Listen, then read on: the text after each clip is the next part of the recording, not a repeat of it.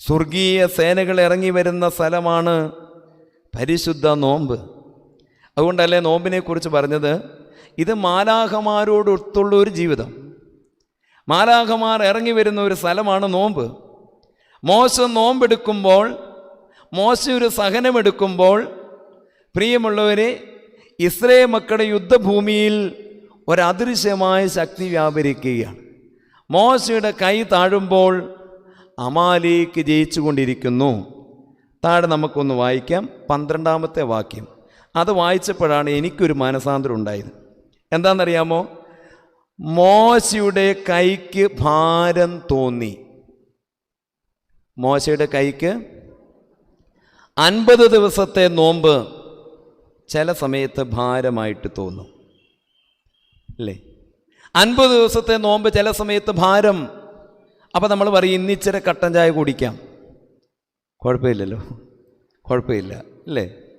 ഇന്ന് നമ്മളിപ്പോൾ 40 കുമ്പിട്ടില്ലെങ്കിലും ഇന്ന് സാരിയില്ല, കുഴപ്പമില്ല. ഭാരം തോന്നി.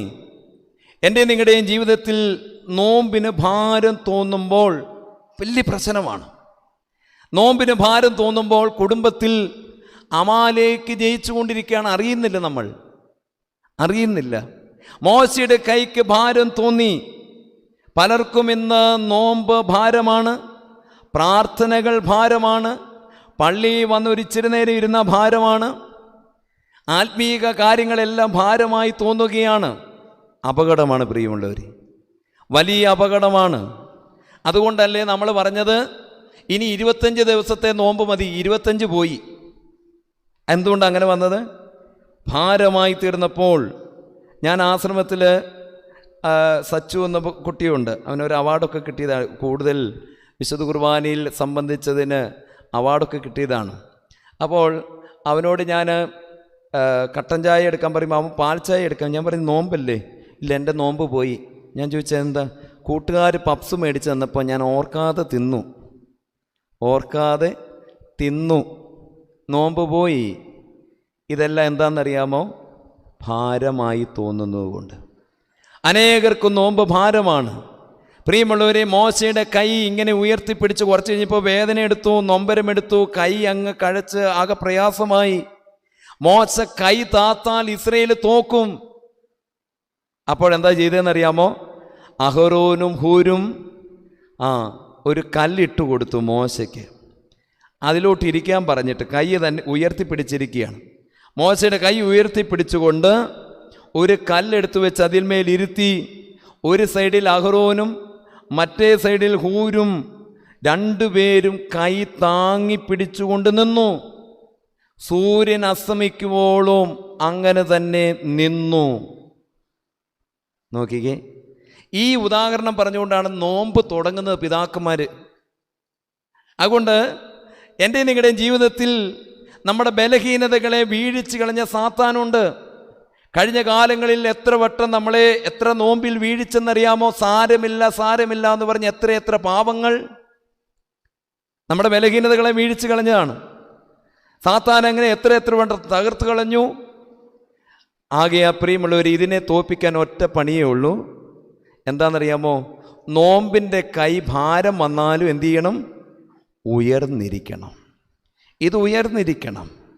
വിശുദ്ധ മത്തായിയുടെ സുവിശേഷം 17-ാം അധ്യായത്തിൽ നമ്മളൊരു കാഴ്ച കാണുന്നുണ്ട്. എന്താണെന്നറിയാമോ? താബോർ മലയിലെ അനുഭവമൊക്കെ കഴിഞ്ഞ് കർത്താവ് ഇറങ്ങി വരുമ്പോൾ കർത്താവിലെ ശിഷ്യന്മാരുടെ അടുക്കൽ പിശാചു ബാധിതനായ ഒരു മനുഷ്യനെ, ഒരപ്പം കൊണ്ടുവന്നിരിക്കുക, ഒരു യുവാവിനെ. എന്നിട്ട് അവരോട് ഈ പിശാചിനെ ഒന്ന് ഇറക്കാൻ പറഞ്ഞു. പക്ഷേ അവർക്കൊന്നും സാധിച്ചില്ല, പിശാച് ഇറങ്ങുന്നില്ല. അവസാനം കർത്താവ് വന്നു. അവന് ഈ സാത്താനിൽ നിന്നുള്ള മോചനം കൊടുത്തു. എന്നിട്ട് കർത്താവ് പറയുന്ന ഒരു സെൻറ്റൻസ് ഉണ്ട്. വിശുദ്ധ മത്തായിയുടെ സുവിശേഷം 17-ാം അധ്യായത്തിൻ്റെ 21-ാമത്തെ വാക്യം. പ്രാർത്ഥനയാലും ഉപവാസത്താലുമല്ലാതെ ഈ ജാതി അമാലേക്ക് നീങ്ങിപ്പോകില്ല. പ്രാർത്ഥനയാലും ഉപവാസത്താലും അല്ലാതെ അമാലേക്ക് നീങ്ങിപ്പോകത്തില്ല. നോമ്പെന്ന ആയുധമില്ലാതെ പ്രിയമുള്ളവരെ കുടുംബത്തിൽ നിന്ന് ഈ സാത്താൻ പോകത്തില്ല. അതുകൊണ്ട് നോക്കിക്കേ, പുറപ്പാട് പുസ്തകം 17-ാം അധ്യായത്തിൽ അങ്ങനെ ഇസ്രായേൽ മക്കൾക്ക് ദൈവം വിജയം നൽകിയപ്പോൾ മോശ വിളിച്ചു പറഞ്ഞു, യഹോവ നിസ്സി. യഹോവ എന്താണ്? നിസ്സി എന്ന് പറഞ്ഞാൽ എന്താ എൻ്റെ അർത്ഥം? കൊടി. എന്താണ് കൊടി? കൊടി എന്ന് പറയുന്നത് കുരിശിൻ്റെ അടയാളമാണെന്ന് പ്രാർത്ഥന എഴുതി വന്നപ്പോൾ പിതാക്കന്മാർ പറയുകയാണ്. മോശയുടെ കൈ ഇങ്ങനെ നിന്നത് കുരിശാണ്, ജയമുള്ള സ്ലീബായുടെ അടയാളം, സഹനത്തിൻ്റെ വഴി. നിന്റെ ജീവിതത്തിൻ്റെ കൊടി എന്താണെന്നറിയാമോ? ഈ പരിശുദ്ധ നോമ്പിലെടുക്കുന്ന സഹനങ്ങളാണ്, ദണ്ഡ നമസ്കാരങ്ങൾ. ഇതൊരു കൊടിയാണ് പ്രിയമുള്ളവരെ, ഇത് നമ്മുടെ ജീവിതത്തിലെ ഒരു കൊടിയാണ്. കർത്താവ് എടുത്ത കൊടി എന്താണ്? അവൻ്റെ മുഖത്ത് കാർക്കിച്ച് തുപ്പിയപ്പോഴും അവന് മുഖം തുടച്ച് കളഞ്ഞിട്ട് പിതാവിനോട് പറഞ്ഞ് അനുഗ്രഹിക്കണമേ. ആ വഴിയാത്ര സഹനത്തിൻ്റെ മാത്രമായിരുന്നു, സഹനത്തിൻ്റെ മാത്രമുള്ള ഒരു വഴി. അതാണ് ജയത്തിൻ്റെ കൊടി. അപ്പോൾ മോശ പറയുകയാണ്, യുദ്ധം ജയിച്ചപ്പോൾ യഹോവ നിസ്സി, ഇത് കൊടി. അപ്പോഴാണ് ദൈവം ഒരു കാര്യം പറഞ്ഞത്. എന്താ പറഞ്ഞതെന്നറിയാമോ? നമ്മൾ ശ്രദ്ധിക്കണം. യഹോവ പറയുകയാണ്, അമാലേക്കിനോടുള്ള യുദ്ധം തലമുറ തലമുറ തലമുറയായി എന്നേക്കുമുണ്ടെന്നവൻ അരുളി ചെയ്തു. അമാലേക്ക് അവിടെ തോറ്റില്ല പ്രിയമുള്ളവരെ. ദൈവം അന്ന് അരുളി ചെയ്ത കാര്യം ശ്രദ്ധിച്ച്, പുറപ്പാട് പുസ്തകം 17-ാം അധ്യായത്തിൻ്റെ അവസാനത്തെ വാക്യമാണ് ഞാൻ വായിച്ചത്. 16-ാമത്തെ വാക്യം. ദൈവം അന്ന് അരുളി ചെയ്ത് എന്താണെന്നറിയാമോ? അമാലേക്കിനോടുള്ള യുദ്ധം തലമുറ തലമുറയായി എന്നേക്കുമുണ്ട്. ദാറ്റ് മീൻസ് ഇന്നും അമാലേക്ക് നമ്മളിലുണ്ട്. ഇന്നും പുതിയ ഇസ്രായേലാകുന്ന എൻ്റെ നിങ്ങളുടെ വഴിയാത്രയിൽ അമാലേക്കുണ്ട്. നമ്മുടെ വഴിയാത്രയിൽ പ്രിയമുള്ളവരെ, നമ്മൾ ക്ഷീണിച്ചും തളർന്നും ഇരിക്കുമ്പോൾ ബലഹീനതകളെ ആക്രമിച്ച് കീഴ്പ്പെടുത്തുന്നവൻ അവനിന്നുമുണ്ട്. മോശ അന്ന് പറഞ്ഞതുപോലെ ഒരു കൊടി നമുക്ക് തന്നിരിക്കുകയാണ്, സ്ലീബാട് ചിഹ്നം പതിച്ച ഒരു കൊടി. അതാണ് ഈ സഹനത്തിൻ്റെ കൊടി. ഇത് നമ്മൾ ഏറ്റെടുത്തോ, സാത്താൻ വീണിരിക്കും. സാത്താൻ വീഴുന്നത് കണ്ടെന്ന് കർത്താവ് പറഞ്ഞ് ആനന്ദിക്കുന്നുണ്ട്. സാത്താൻ വീഴുന്നത് കണ്ടു. സാത്താൻ വീഴുന്നത് കാണുമ്പോൾ എവിടെയാ സന്തോഷം ഉണ്ടാകുന്നത്? കർത്താവ് സന്തോഷിച്ചു. ഞാൻ എപ്പോഴും ഓർക്കും, കർത്താവ് സന്തോഷിച്ചു എന്നുള്ള വാക്യങ്ങൾ ഞാൻ വേദപുസ്തകത്തിൽ പല പ്രാവശ്യം തപ്പിയിട്ടുണ്ട്. കർത്താവ് സന്തോഷിച്ചു, യേശു തമ്പുരാൻ ചിരിച്ചു എന്നൊക്കെയുള്ള വാക്കുകൾ ഞാൻ കാണുവാനായിട്ട് ഒത്തിരി പ്രാവശ്യം അന്വേഷിച്ചിട്ടുണ്ട്. അങ്ങനെ ഇരുന്നപ്പോഴാണ് എനിക്കിത് കാണാൻ കഴിഞ്ഞത്. കർത്താവ് സന്തോഷിച്ചത് എപ്പോഴാണെന്നറിയാമോ? കർത്താവ് അയച്ചിട്ടുള്ള 70 പേര് തിരിച്ചു വന്നിട്ട് കാര്യങ്ങളെല്ലാം സംസാരിച്ചു കൊണ്ടിരിക്കുകയാണ്. അങ്ങനെ സംസാരിച്ചു കൊണ്ടിരിക്കുന്ന സമയത്ത് സാത്താൻ വീഴുന്ന കാര്യം കർത്താവ് പറഞ്ഞപ്പോൾ അവൻ ഹൃദയത്തിൽ സന്തോഷിച്ചു എന്നാണ് നമ്മൾ പറയുന്നത്. കർത്താവ് ഹൃദയത്തിൽ എന്ത് ചെയ്തു? സന്തോഷിച്ചു. കാരണം എന്താണെന്നറിയാമോ? സാത്താൻ വീഴുന്നത് ആര് കണ്ടു? കർത്താവ് കണ്ടു. ഈ നോമ്പിൽ പ്രിയമുള്ളവരെ, യേശു തമ്പുരാൻ സന്തോഷിക്കണം. എപ്പോഴാണെന്നറിയാമോ? മോശയുടെ കൈ ഭാരം തോന്നി താന്നതുപോലെ താക്കുമ്പോഴല്ല. ഇത് ഭാരം തോന്നിയാലും ഇത് പിടിച്ചുകൊണ്ട് നിന്ന് നമ്മുടെ സഹനത്തിൻ്റെ കൊടി ഉയർത്തിപ്പിടിക്കുമ്പോൾ, യേശുവിൻ്റെ കുരിശും നമ്മുടെ നോമ്പൂടെ ചേർന്ന് നിൽക്കുമ്പോൾ പ്രിയമുള്ളവരെ, കർത്താവ് ചിരിക്കുകയാണ്. കർത്താവ് ചിരിക്കുകയാണ്. അനേക കുടുംബങ്ങളിൽ കർത്താവ് ചിരിക്കണം, കർത്താവ് സന്തോഷിക്കണം. സാത്താൻ വീണു പോകുമ്പോഴാണ് കർത്താവ് ചിരിക്കുന്നത്. ഇത് ജ്ഞാനികൾക്ക് മറഞ്ഞിരിക്കുന്ന കാര്യമാണ്. കർത്താവ് പ്രാർത്ഥിക്കുകയാണ്, കർത്താവേ, ജ്ഞാനികൾക്കും വിവേകികൾക്കും എല്ലാം മറച്ചു വെച്ച് ഈ പാവപ്പെട്ട നിൻ്റെ മക്കൾക്കിത് വെളിപ്പെടുത്തി ഇവർക്കിത് കൊടുത്തതോർത്ത് ഞാൻ നിന്നെ സ്തുതിക്കുന്നു എന്ന് പറഞ്ഞ് കർത്താവ് ഹൃദയത്തിൽ സന്തോഷിച്ചു കൊണ്ടിരുന്നു. കർത്താവ് ഏറ്റവും ആനന്ദിച്ചു കൊണ്ടിരുന്നു. ഞാൻ ആ റെഫറൻസ് ഓർക്കുന്നില്ല, നിങ്ങൾ പിന്നെ എപ്പോഴെങ്കിലും ഒന്ന് തപ്പിയെടുത്താൽ വളരെ നല്ലതാണ്. പരിശുദ്ധാത്മാവ് കിട്ടി. ലൂക്കോസിൻ്റെ സുവിശേഷം 10-ാം അധ്യായത്തിൻ്റെ 21-ാമത്തെ വാക്യമാണ് ഞാൻ പറഞ്ഞത്. എന്താ കാര്യമെന്നറിയാമോ? സാത്താൻ വീഴുന്നത് കണ്ടപ്പോൾ യേശു തമ്പുരാൻ പരിശുദ്ധാത്മാവിൽ ആനന്ദിച്ചു. നമ്മുടെ ജീവിതത്തെ ഒന്ന് നോക്കിക്കേ, നമ്മുടെ കുടുംബത്തെ ഒന്ന് നോക്കിക്കേ. യേശു തമ്പുരാൻ പരിശുദ്ധാത്മാവിൽ ആനന്ദിക്കണമെങ്കിൽ ഈ നോമ്പ് നമ്മൾ നിസ്സാരമാക്കി കളയരുത്. ഇതിനെ നമ്മൾ നിസ്സാരമാക്കരുത്, ഇത് ഭാരമാക്കി കളയരുത്. ഈ നോമ്പ് നമ്മൾ എടുക്കുമ്പോൾ പ്രിയമുള്ളവരെ, നമ്മുടെ കുടുംബത്തിന്മേൽ വലിയ അനുഗ്രഹമാണ്. മോശയും അഹറോനും ഹൂരും മാത്രമാണ് സഹനമെടുത്തതെങ്കിൽ ഇസ്രായേൽ മക്കൾക്ക് മുഴുവനാണ് ജയം കിട്ടിയത്. ഇസ്രായേൽ മക്കൾക്ക് മുഴുവനാണ് ജയം കിട്ടിയത്. ഞാൻ ഇപ്പോഴാണ് പഴയ തലമുറകളുടെ മഹത്വം അറിയുന്നത്.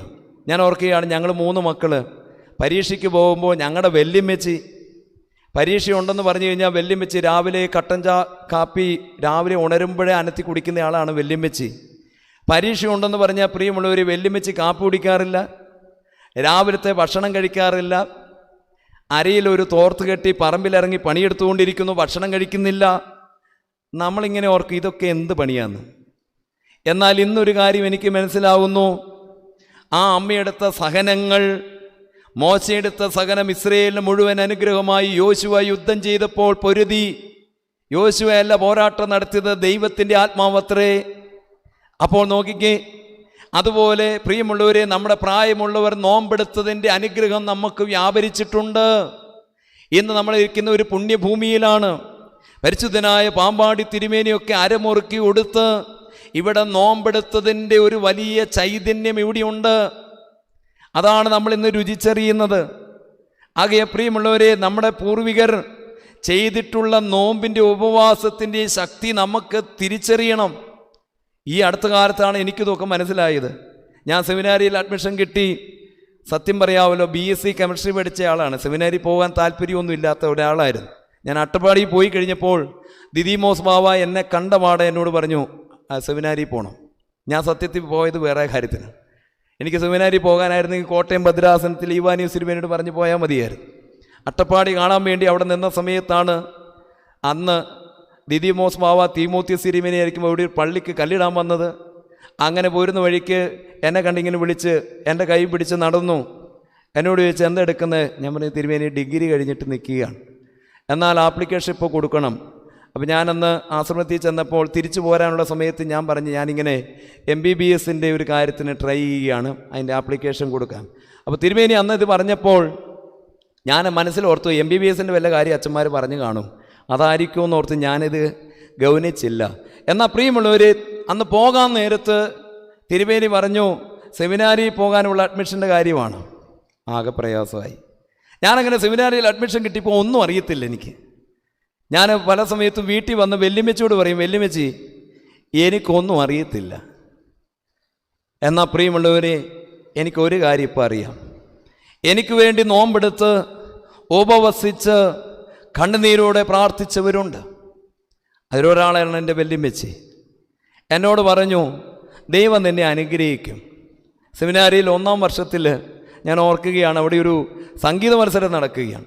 ബെസ്റ്റ് സിംഗറെ തിരഞ്ഞെടുക്കുകയാണ്. അപ്പോൾ എല്ലാവരും പാടി, ഞാനും വെറുതെ പാടി. അപ്പോൾ ക്ലാസ്സിൽ നിന്ന് എന്നെ സെലക്ട് ചെയ്തു. അത് കഴിഞ്ഞ് പ്രിയമുള്ളവർ, എല്ലാവരും കൂടെ ചെമ്മാച്ചന്മാരും എല്ലാവരും കൂടെ ഒരു സുറിയാനി പാട്ട് പാടണം, ഒരു മലയാളം പാട്ട്. എനിക്ക് സുറിയാനിയുടെ അക്ഷരം അറിയില്ല. ഒരു സുറിയാനി പാട്ട് ഒരു വിധത്തിൽ കാണാതെ പഠിച്ച് പാടി. നിങ്ങളൊന്ന് ഓർക്കണം പ്രിയമുള്ളവർ, 1ാം വർഷത്തിൽ തന്നെ ബെസ്റ്റ് സിംഗർ എന്നും പറഞ്ഞൊരു സംഗതി കിട്ടി. ഞാൻ ഇന്ന് മനസ്സിലാക്കുന്നു, ഈ വിജയങ്ങളുടെയൊക്കെ പുറകിൽ ഒരു സഹനമുണ്ട്. അതാണ് നമ്മുടെ വല്യമ്മച്ചിമാർ അരയിൽ തോർത്തിങ്ങനെ വലിച്ചു മുറുക്കി നടന്നത്. ഇന്ന് നമുക്കിത് ഭാരമല്ലേ? അതുകൊണ്ട് തന്നെ ഞാൻ ഓർക്കുകയാണ്, അട്ടപ്പാടിയിലൊരു ബുക്കുണ്ട്, പ്രാർത്ഥനാ വിഷയങ്ങൾ. മക്കളെല്ലാം ഫുൾ A+കാരൊക്കെയാണ്, എല്ലാം പഠിച്ച് മിടുക്കർ, ജോലിയില്ല, വിവാഹം നടക്കുന്നില്ല, മുഴുവൻ പ്രശ്നങ്ങളാണ്, തടസ്സങ്ങളാണ്. കർത്താവ് പറഞ്ഞു, ഒറ്റ ആയുധമേ ഉള്ളൂ, പ്രാർത്ഥനയാലും ഉപവാസത്താലുമല്ലാതെ ഈ അമാലേക്ക് മാറുകയില്ല. തലമുറയായി ഇവനോട് യുദ്ധമുണ്ട്. അത് നമ്മൾ മനസ്സിലാക്കണം. കഴിഞ്ഞ കാലങ്ങളെ ഞാൻ പരിശോധിച്ചപ്പോൾ പല നോമ്പുകളും നിസ്സാരപ്പെടുത്തി. തീഷ്ണതയില്ല പ്രിയമുള്ളവരെ. എപ്പോഴാണെന്നറിയാമോ നിസ്സാരപ്പെട്ടത്? നമുക്ക് ലാഭമുണ്ടാകുമെന്നും നമുക്ക് സുഖം ലഭിക്കുമെന്നും ഈ അവസരം നല്ലതാണെന്നും നമുക്ക് തോന്നുന്ന ഒരു സമയത്ത് പ്രിയമുള്ളവരെ, നോമ്പും ഇതൊക്കെ നമ്മൾക്ക് ചവറാണ്. നമ്മൾ ആ സമയത്ത് അതങ്ങ് മാറ്റിവെക്കും. അവിടെയൊക്കെ പ്രിയമുള്ളവരെ, നോമ്പും പ്രാർത്ഥനയും ഉപവാസവും ഇതിനൊന്നും വിലയില്ല. നമുക്കൊരു നേട്ടമുണ്ടാകുമെന്നും നമുക്ക് ഈ അവസരത്തിൽ ഒരു സുഖമുണ്ടാകുമെന്നും ഒക്കെ തോന്നിയാൽ ആ സമയത്ത് ഇതിനൊന്നും വിലയില്ല. വളരെ അപകടമാണ്. അത് ഞാൻ വായിച്ചപ്പോൾ എനിക്കിങ്ങനെ ഒരു മനുഷ്യനെ കാണാൻ പറ്റി. ദൈവം കൊടുത്ത വിലയേറിയ നോമ്പിന് വില കൊടുക്കാതെ പോയൊരു മനുഷ്യൻ. വളരെ അപകടം. അതുകൊണ്ടാണ് നമ്മുടെ ആത്മീക ജീവിതത്തിൽ നമ്മളിങ്ങനെ മുരടിച്ചു പോയതിൻ്റെ കാരണം. അതുകൊണ്ട് ഈ നോമ്പിൽ പ്രിയമുള്ളവരെ, വില കൊടുത്ത് തന്നെ നമ്മളിതിനെ നേടണം. അപ്പോൾ നമുക്ക് ആ മനുഷ്യൻ ആരാണെന്നൊന്ന് പരിശോധിച്ച് നോക്കാം. 1 ശമൂവേലിൻ്റെ പുസ്തകം 15-ാം അധ്യായം എടുക്കാം. 1 ശമൂവേലിൻ്റെ പുസ്തകം 15-ാം അധ്യായം. 1 ശമൂവേലിൽ വരുമ്പോൾ ഇസ്രായേൽ മക്കൾ കനാനിലെത്തി. കനാനിൽ കുറേ നാൾ ന്യായാധിപരെയൊക്കെ ആയിട്ട് അവരെ ജീവിച്ചു. ആ സമയത്ത് അവർ ശമൂവേൽ പുരോഹിതനോട് ഏലി പുരോഹിതനോട് പറഞ്ഞു, ഞങ്ങൾക്ക് രാജാവിനെ വേണം. ഏലി പുരോഹിതനോട് പറഞ്ഞ് രാജാവിനെ വേണം. അങ്ങനെ പറഞ്ഞ സമയത്ത് ഏലി പുരോഹിതൻ ദൈവസന്നിധിയിൽ അപേക്ഷിക്കുമ്പോൾ ദൈവം കാണിച്ചു കൊടുത്ത മനുഷ്യനാണ് ശൗൽ, ഇസ്രയേലിൻ്റെ 1ാമത്തെ രാജാവ്. രാജാക്കന്മാരില്ലാതിരുന്ന ഇസ്രയേലിൻ്റെ 1ാമത്തെ രാജാവ്, തോൾ മുതൽ എല്ലാവരെക്കാളും പൊക്കം കൂടിയവൻ, വളരെ ഒരു കഴിവുള്ളവൻ. പക്ഷേ വിദ്യാഭ്യാസം കുറവാണ്, കഴുതയെ നോക്കുന്ന പണിയാണ് അവൻ. അതുകൊണ്ട് തന്നെ ദൈവത്തിൽ നല്ലവണ്ണം ശരണപ്പെട്ടു. ദൈവമേ എന്നൊരു വിളി വിളിച്ചാൽ അതൊരു വിളിയാണ്. അവനെപ്പോഴും ദൈവത്തോട് പറയുമായിരുന്നു, ദൈവമേ എനിക്ക് കഴുതയെ നോക്കാനേ അറിയത്തുള്ളൂ, ജനത്തെ നോക്കാൻ അറിയത്തില്ല. ദൈവം പറഞ്ഞു, എടാ ഞാൻ നീ കൂടെയുണ്ട്. ശമൂവേൽ പുരോഹിതൻ പറയുന്ന കൽപ്പന പാലിച്ചാൽ മാത്രം മതി, ഐ ആം വിത്ത് യു. അനുസരണം മാത്രം മതി, ഐ ആം വിത്ത് യു. കണ്ടോ പ്രിയമുള്ളവരെ, ശൗലിനോട് ദൈവം ആവശ്യപ്പെട്ടത് ഇത്രയേ ഉള്ളൂ, അനുസരിച്ചാൽ മാത്രം മതി. പുരോഹിതൻ പറയുന്ന വാക്കുകൾ നീ അതുപോലെ അനുസരിച്ച് ഞാൻ നിൻ്റെ കൂടെയുണ്ട്. സഭ കൽപ്പിച്ചിട്ടുള്ള ചില കാര്യങ്ങൾ, അതിലൊന്നാണ് നോമ്പ്. ഇത് നമ്മൾ അനുസരിക്കുമ്പോൾ ദൈവം കൂടെ വരും. നമുക്കൊന്ന് വായിക്കാം. നമ്മൾ മുമ്പേ വായിച്ചു നിർത്തിയത് എന്നാണെന്നറിയാമോ? അമാലേക്കിനോടുള്ള യുദ്ധം തലമുറ തലമുറയായി എന്നേക്കുണ്ട് കേട്ടോ. വായിച്ചേ നമുക്ക് നോക്കാം. 1 ശമൂവേൽ പുസ്തകം 15-ാം അധ്യായത്തിൻ്റെ 1 മുതലുള്ള വാക്യങ്ങൾ. ഇസ്രയേലിലെ 1ാമത്തെ രാജാവായ ശൗലിന് ആദ്യത്തെ ദൗത്യം കൊടുക്കുകയാണ്. ആദ്യത്തെ ദൗത്യം എന്താണെന്നറിയാമോ? അനന്തരം ശമൂവേൽ ശൗലിനോട് പറഞ്ഞെന്തെന്നാൽ, യഹോവ നിന്റെ ജനമായ ഇസ്രയേലിന് രാജാവായി അഭിഷേകം ചെയ്യുവാൻ എന്നെ നിയോഗിച്ചു. അതുകൊണ്ട് ഇപ്പോൾ യഹോവയുടെ വചനങ്ങളെ കേട്ടുകൊള്ളുക. എന്താണ് ദൈവത്തിൻ്റെ വചനങ്ങൾ? ദൈവത്തിൻ്റെ വചനങ്ങളാണ് ഈ കൽപ്പനകൾ. നമുക്ക് നോക്കാം. സൈന്യങ്ങളുടെ യഹോവ ഇപ്രകാരം അരുളി ചെയ്യുന്നു, ഇസ്രയേൽ മിസ്രയീമിൽ നിന്ന് പുറപ്പെട്ടു വന്നപ്പോൾ വഴി വെച്ച് അമാലേക്ക് അവരെ ആക്രമിച്ച് അവരോട് ചെയ്തതിനെ ഞാനിവിടെ സ്വർഗത്തിൽ എഴുതി വച്ചിരിക്കുന്നു. സാത്താൻ നിന്നെ തകർക്കുന്നത് ദൈവം എഴുതി വച്ചിട്ടുണ്ട്. സാത്താൻ കഴിഞ്ഞ കാലങ്ങളിൽ നിന്റെ ബലഹീനതകളെ ചൂഷണം ചെയ്ത് ദൈവം നോട്ട് ചെയ്തിട്ടുണ്ട്. നിന്റെ കുടുംബത്തിലേക്ക് സാത്താൻ പ്രവേശിച്ച വഴി ദൈവം കണ്ടിട്ടുണ്ട്. എന്നിട്ട് ദൈവം നിന്നോട് തന്നെ പറയുന്ന കാര്യമുണ്ട്. എന്താണെന്നറിയാമോ? ആകയാൽ നീ ചെന്ന് അമാലേക്കിനെ തോൽപ്പിച്ച് നിർമൂലനാശം വരുത്തുക. ശൗല് 1ാമത്തെ രാജാവ്, ആദ്യത്തെ ദൗത്യം, ആദ്യം കിട്ടിയ ദൗത്യം. നിങ്ങളൊന്ന് ഓർത്ത് നോക്കിക്കുക, നമുക്ക് ആദ്യം കിട്ടുന്ന ദൗത്യം എങ്ങനെ ഉണ്ടാവുമെന്ന്. ആരും തന്നെ ആദ്യത്തെ ദൗത്യത്തിൽ മോശക്കാരായിട്ടുണ്ടാവില്ല. ആദ്യത്തെ ദൗത്യം, നമുക്കൊരു സ്ഥാനം കിട്ടിയ ആദ്യത്തെ ദൗത്യം. 10ാം ക്ലാസ്സിലേക്കൊക്കെ പിള്ളേർ കയറുമ്പോൾ ആദ്യത്തെ ഒരാഴ്ച പുസ്തകത്തിൻ്റെ പുറത്ത് തന്നെയാണ് അവർ. പഠിത്തം ഭയങ്കര പരിപാടി. കയ്യക്ഷരമൊക്കെ നല്ല രസമാണ്. ഇച്ചിരി കഴിഞ്ഞ് നമ്മൾ ബുക്ക് നോക്കിയാലോ ആകെ അലങ്കോലമായി അല്ലേ? എന്നാ പറ്റിയത്? ഈ ആദ്യത്തേതെന്ന് പറഞ്ഞാൽ ഭയങ്കരമാണ്. നമ്മൾ തീഷ്ണതയുണ്ട്. ഇസ്രായേലിൻ്റെ 1ാമത്തെ രാജാവ്, ആദ്യത്തെ ദൗത്യം. ദൈവം പറഞ്ഞു, അമാലേക്ക് നിന്നോട് ചെയ്തത് ഞാൻ എഴുതി വെച്ചിരിക്കാൻ ശൗലേ, നിന്നെ ഞാനിപ്പോൾ ഇസ്രായേലിൻ്റെ രാജാവാക്കിയത് എന്തിനാണെന്നറിയാമോ?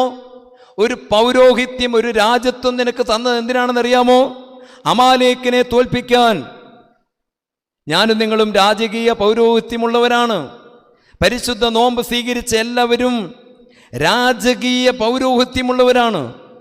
ദൈവം നമ്മളെ രാജാവും പുരോഹിതന്മാരുമാക്കി വെച്ചിരിക്കുകയാണ്.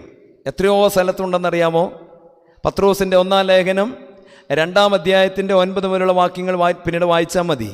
വെളിപാട് പുസ്തകം എഴുതുമ്പോൾ യോഹന്നാൻ വെളിപാട് പുസ്തകത്തിൽ എഴുതിയിരിക്കുകയാണ്, ഇത് നിങ്ങളെല്ലാവരും ആരാണെന്നറിയാമോ?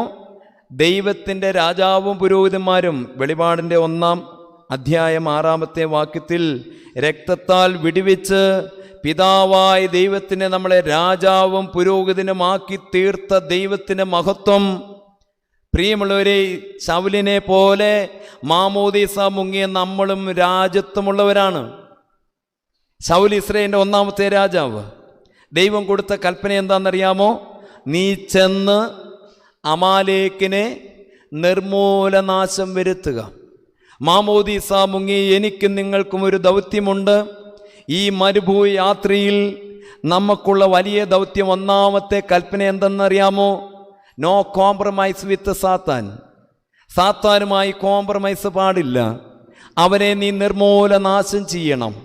അതാണ് നമുക്കുള്ള 1-ാമത്തെ ഒരു കൽപ്പന. ഈ വഴിയാത്രയിൽ അവനെ നീ ഇല്ലാതാക്കണം. സ്വർഗം അപ്പോൾ സന്തോഷിക്കും, കർത്താവ് ചിരിക്കും, കർത്താവ് ആനന്ദിക്കും. ഈ പരിശുദ്ധ നോമ്പിൻ്റെ വഴിയാത്രയിൽ കുരിശു ചുമന്ന കർത്താവ് ഒന്ന് ചിരിച്ചു കണ്ടാൽ എന്തുമാത്രം അനുഗ്രഹമാണെന്ന് ഓർത്തു നോക്കിക്കേ പ്രിയമുള്ളവരെ. ശൗലിനെ എത്ര പ്രതീക്ഷയോടുകൂടിയാണ് സ്വർഗം കണ്ടത്.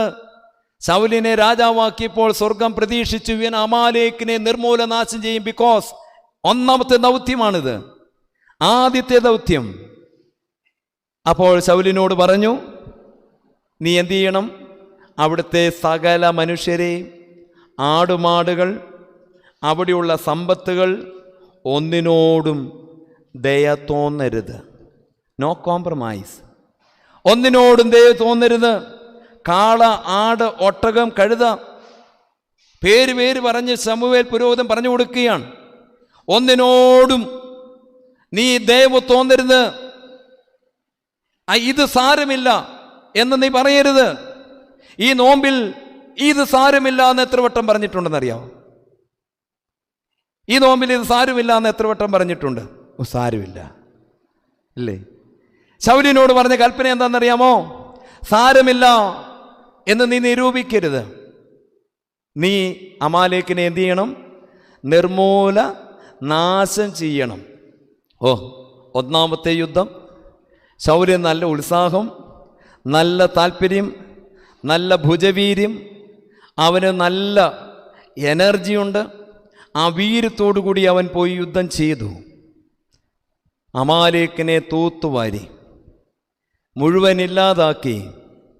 അപ്പോഴാണ് ലാഭം വരുമെന്നുള്ള ചില ചിന്ത ഇല്ലേ? എനിക്ക് നേട്ടം എന്ന് വന്നപ്പോൾ ഒരു കോംപ്രമൈസ്. എന്താണെന്നറിയാമോ? ഇങ്ങനെ സകലമാന മനുഷ്യരെയും കൊന്നു. അവിടുത്തെ രാജാവിനെ മാത്രം കെട്ടിയിട്ടില്ല, അതവിടെയുണ്ട്. അങ്ങനെ നോക്കുമ്പോൾ പ്രിയമുള്ളവരെ, നല്ല തടിച്ച ആടുകൾ, ഇസ്രയേലിൽ പോലും ഇത്രയും തടിച്ചു കൊഴുത്ത നല്ല ആടിനെ കണ്ടിട്ടില്ല. നല്ല മിനുമിനാന്നിരിക്കുന്ന കാളകൾ. ഇത് കണ്ടപ്പോൾ എന്തായി? സാരമില്ലല്ലേ? ഈ തടിച്ച ആടുകളും കാളകളും സാരമില്ല. ഇതിനെ കൊല്ലണോ? വേണ്ട. ഈ യുദ്ധത്തിൽ പറ്റിയ പാളിച്ചയാണ് 1-ാമത്തെ യുദ്ധം. ദൈവം കൊടുത്ത കൽപ്പന ശമൂവേൽ പുരോഹിതൻ എടുത്തു പറഞ്ഞു. ആട്, മാട്, കഴുത, ഒട്ടകം, ഒന്നിനോടും ദയ തോന്നരുത്. എടുത്തു പറഞ്ഞ കാര്യം. പക്ഷെ കണ്ടപ്പോൾ എന്നാണെന്നറിയാമോ? സാരമില്ല, നമുക്കിച്ചിരി പ്രയോജനം ചെയ്യുമായിരിക്കാം, അങ്ങനെ ഒരു തോന്നൽ. അപ്പോൾ ശൗൽ എന്ത് ചെയ്തെന്നറിയാമോ? ജനം പറഞ്ഞു, രാജാവേ, നല്ല ആടാണ്. ഇസ്രയേലിൽ ഇത്രയും നല്ല വെറൈറ്റി ആടില്ല, ഇത്രയും നല്ല ബ്രീഡ് നമുക്കില്ല. നല്ല പശുക്കൾ, നല്ല കാളകൾ, ഒട്ടകങ്ങൾ, ഇത്രയും നല്ലതില്ല. സാത്താനുള്ളതാണോ നമ്മൾ എടുക്കേണ്ടത്? അമാലേക്കിൻ്റെതാണോ എടുക്കേണ്ടത്? അവനും ഉണ്ട് നല്ലത്. യേശു എമ്പുരാന്റെ പരീക്ഷണത്തിൽ അവൻ കാണിച്ചു കൊടുത്തില്ലേ, ഈ കാണുന്നതെല്ലാം മുട്ടുകുത്തിയ തരാമെന്ന്. കർത്താവ് എന്താ പറഞ്ഞു കൊടുത്തത് അവനോട്? എൻ്റെ ദൈവമായ കർത്താവിനെ പരീക്ഷിക്കണ്ട. ഇതൊരു പരീക്ഷണമാണ് പ്രിയമുള്ളവരെ. ഈ നോമ്പിൽ ഭാരം തോന്നുന്ന ഒരു പരീക്ഷണമാണ്. ഇവിടെയാണ് നമ്മൾ ജയിക്കേണ്ടത്. ഇതാ ശൗൽ ഒന്നാമത്തെ യുദ്ധത്തിൽ ആടുമാടുകളെയെല്ലാം നല്ലതിനെ, കേട്ടോ, എല്ലാം ഇല്ല കേട്ടോ, ഏറ്റവും നല്ലതിനെ ജീവനോടെ സൂക്ഷിച്ചു. അടുത്തത് അദ്ദേഹം ചെയ്തത് എന്താണെന്നറിയുമോ? അവിടുത്തെ രാജാവായ ആഗാഗിനെ ജീവനോടെ പിടിച്ചു. ആഗാഗ് ശൗലിനോട് പറഞ്ഞു, ശൗലെ, നീയും രാജാവ്, ഞാനും രാജാവ്. എൻ്റെ ഗതി നിനക്കും വരും ഒരു നാളിൽ. എൻ്റെ ഗതി നിനക്കും ഒരു നാൾ വരാൻ സാധ്യതയുണ്ട്. സോ ഇപ്പോൾ കരുണ കാണിച്ചാൽ നിനക്കും എന്നാ കിട്ടും? കരുണ. ഇപ്പോൾ ഒരു കോംപ്രമൈസ് കാണിച്ചാൽ നിനക്കും കിട്ടും. എൻ്റെ പ്രിയമുള്ളവർ, കൽപ്പനയൊക്കെ മറന്നുപോയി. യഹോവ നിസി എന്നുള്ള കൊടി മറന്നുപോയി. സഹനങ്ങളുടെ വഴിയൊക്കെ മറന്നു. സുഖങ്ങളുടെ തേരിലായി. നോക്കിക്കേ, നോമ്പിലൊരു സുഖം, നോമ്പിലൊരു സുഖം വരികയാണ്. കണ്ണിന് കുളിർമ, മനസ്സിനൊരു പ്രത്യേക സംതൃപ്തി. ഈ യുദ്ധം കഴിഞ്ഞ് തിരിച്ചു വരികയാണ്. ശമൂവേൽ പുരോഹിതൻ മുട്ടുകുത്തി പ്രാർത്ഥിക്കുന്നുണ്ടായിരുന്നു യുദ്ധം ജയിക്കാൻ. അദ്ദേഹം ആടുമാടുകളുടെയും കാളകളുടെയും ശബ്ദം കേട്ടു. ആടുമാടുകളുടെ കോലാഹലം, കരച്ചിൽ, കാളയുടെ മുക്കുറ ശബ്ദം. അപ്പോൾ അദ്ദേഹം ചോദിച്ചു, എന്താണ് ഇവിടെ ഈ ശബ്ദം, എന്താണ്? ഉടനെ അവിടെയുള്ളവർ പറഞ്ഞു, രാജാവ് ജയിച്ചു വരുന്നതാണത്. നമ്മുടെ രാജാവ് ജയിച്ചു വരുന്നതാണ്. ആടിൻ്റെയും കാളകളുടെയും ശബ്ദത്തോടു കൂടി ജയിച്ചു വരുന്നു. 50 നോമ്പ് തീരുമ്പോൾ ഇങ്ങനെയാണ് നമ്മൾ വരുന്നത്. 50 നോമ്പ് തീരുമ്പോൾ വരുന്ന വരവായത്. എങ്ങനെയാണ് വരുന്നത്? ആടുകളുടെയും കാളകളുടെയും അമാലേക്കിൻ്റെ തലവനെയും കൂട്ടി പിടിച്ചുകൊണ്ട് വരുന്ന ഒരു വരവ്. എന്തൊരു നോമ്പാന്ന് നോക്കിക്കേ. 50 നോമ്പ് തീരുമ്പോൾ പ്രിയമുള്ളവരെ ഇങ്ങനെയാണ് വരുന്നതെങ്കിൽ അവസ്ഥയൊന്ന് ആലോചിച്ച് നോക്കിക്കേ. സാത്താൻ്റെ സൈന്യത്തെ കൂട്ടുപിടിച്ച്, അവൻ്റെ തലവനെ കൂട്ടിപ്പിടിച്ച്, ആടുമാടുകളും കാളകളുടെ കോലാഹലവുമായിട്ട് വരുന്ന ഒരു വരവ്. ശമൂവേൽ പുരോഹിതൻ ചോദിച്ചു, ഇതെന്ത്? ഇതെന്ത്? ഇനിയുള്ളത് ശ്രദ്ധിക്കണം കേട്ടോ, ഇനിയുള്ളത് ശ്രദ്ധിക്കണം. അനുതാപമില്ലാത്ത ഹൃദയത്തിന് കാരണം ഇനിയുള്ളതാണ്. അനുതാപമില്ലാത്ത ഹൃദയത്തിന് കാരണം ഇനിയുള്ള ചില ന്യായങ്ങളാണ്. ശമൂവേൽ പുരോഹിതൻ ശൗലിനോട് ചോദിച്ചു, ഇതെന്ത്? ശൗല് പറഞ്ഞു, എൻ്റെ ദൈവമായ യഹോവയ്ക്ക് യാഗമർപ്പിക്കുവാൻ ഞാൻ കൊണ്ടുവന്ന ആടുകളും കാളകളുമാണിത്. ആൻസർ കണ്ടോ? നല്ലതല്ലേ? എൻ്റെ ദൈവമായ യഹോവയ്ക്ക് യാഗമർപ്പിക്കുവാൻ ഞാൻ കൊണ്ടുവന്നിട്ടുള്ള ആടുകളും കാളകളുമാണിത്. ആരുടേതാണ് ഈ യാഗം അർപ്പിച്ചത്? അമാലേക്കിൻ്റേത്. എന്താണ് കൽപ്പന? നിർമൂലനാശം. ഇത് വായിച്ചപ്പോഴാണ് എനിക്ക് എൻ്റെ സ്വഭാവം മനസ്സിലായത്. ഈ പാപങ്ങൾ ചെയ്യാനായിട്ടേ നമ്മൾ വേദപുസ്തകവും എല്ലാം ഉപയോഗിക്കുവേ. ഒരു സ്ത്രീ എന്നോട് ചോദിച്ചു, കർത്താവ് എന്തിനാ കാനാവിൽ വീഞ്ഞുണ്ടാക്കാൻ പോയേ? എന്തായിരിക്കും അതിൻ്റെ കാരണം? ഇച്ചിരി മദ്യം കുടിക്കാൻ താല്പര്യമുണ്ടേ. ഈ ആടിനെയും കാളയും കൂട്ടം നിർത്താൻ താല്പര്യം. അതിനുള്ള ഒരു പോംവഴിയല്ലേ ഇത്? യഹോവയ്ക്ക് യാഗമർപ്പിക്കുക. വേറെ ആൾ എന്നോട് ചോദിച്ച കാര്യമാണ്, മോശയ്ക്ക് ഒരു പെൺകുട്ടിയോട് താല്പര്യമുണ്ടായിരുന്നു അല്ലേ? മോശയ്ക്ക് ഒരു കറുത്ത വർഗക്കാരിയോട് താല്പര്യം. മോശ അങ്ങനെ ഒരു കറുത്ത വർഗക്കാരിയെ കൂടെ നിർത്തിയെന്ന് സംഖ്യാപുസ്തകം 12-ാം അധ്യായത്തിലുണ്ട്. പേരറിയാമോ? കൂശ്യ സ്ത്രീയെ വിവാഹം കഴിച്ചു. മോശ ആരെ വിവാഹം കഴിച്ചു? കൂശ്യ സ്ത്രീ. ഇസ്രയേലുകാരൊക്കെ നല്ല വെളുത്തവരാ. ഒരു ആഫ്രിക്കൻ സ്ത്രീയെ, മിസ്രൈമിലെ സ്ത്രീയെ ആര് കഴിച്ചു? മോശ.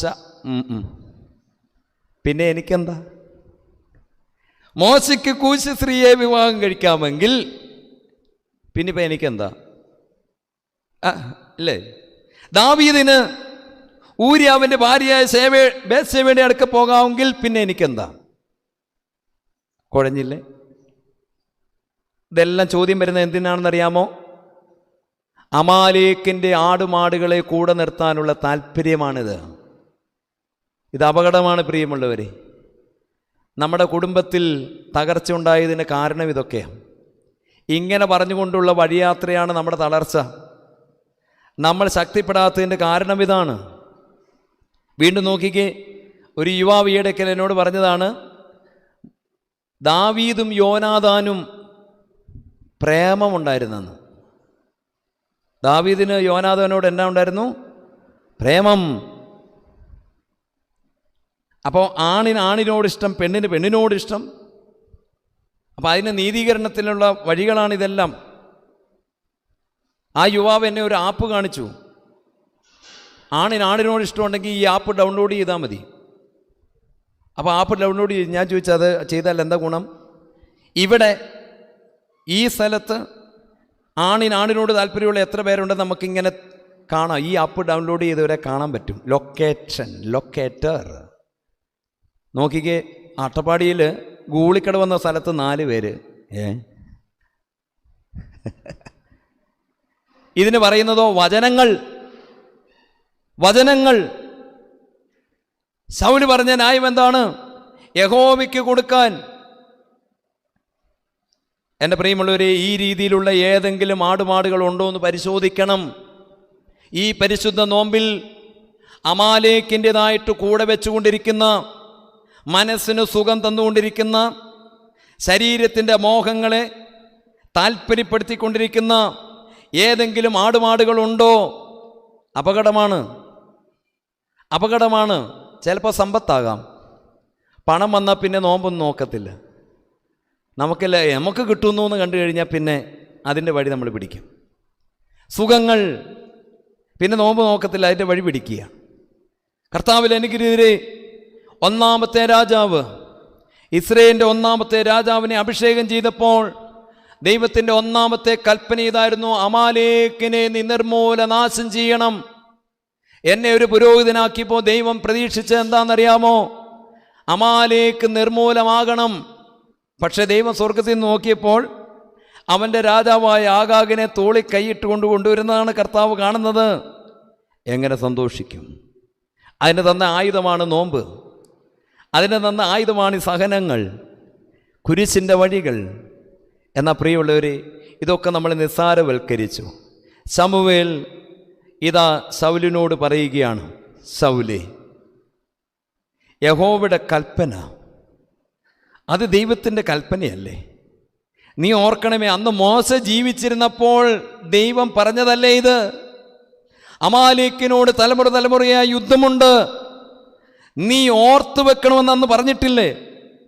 അവൻ്റെ നാമം ഇല്ലാതാക്കണമെന്ന് പറഞ്ഞത് നിനക്ക് ഓർമ്മയില്ലേ? ദൈവത്തിൻ്റെ കൽപ്പന അനുസരിക്കുന്നതല്ലേ യാഗത്തെക്കാളും ബെറ്റർ? ദൈവത്തിൻ്റെ വചനം പാലിക്കുക എന്നുള്ളതല്ലേ നിന്റെ രാജ്യത്വത്തിൻ്റെ മഹത്വം? നിനക്ക് മാമോദീസ തന്നതിൻ്റെ ഗുണം അതല്ലേ? ഈ വിശുദ്ധ മാമോദീസ സ്വീകരിച്ചപ്പോൾ ദൈവം കണ്ട സ്വപ്നം ഇതല്ലേ? ഓ പ്രിയമുള്ളവരെ, ശൗലാകെ പ്രയാസപ്പെട്ടു.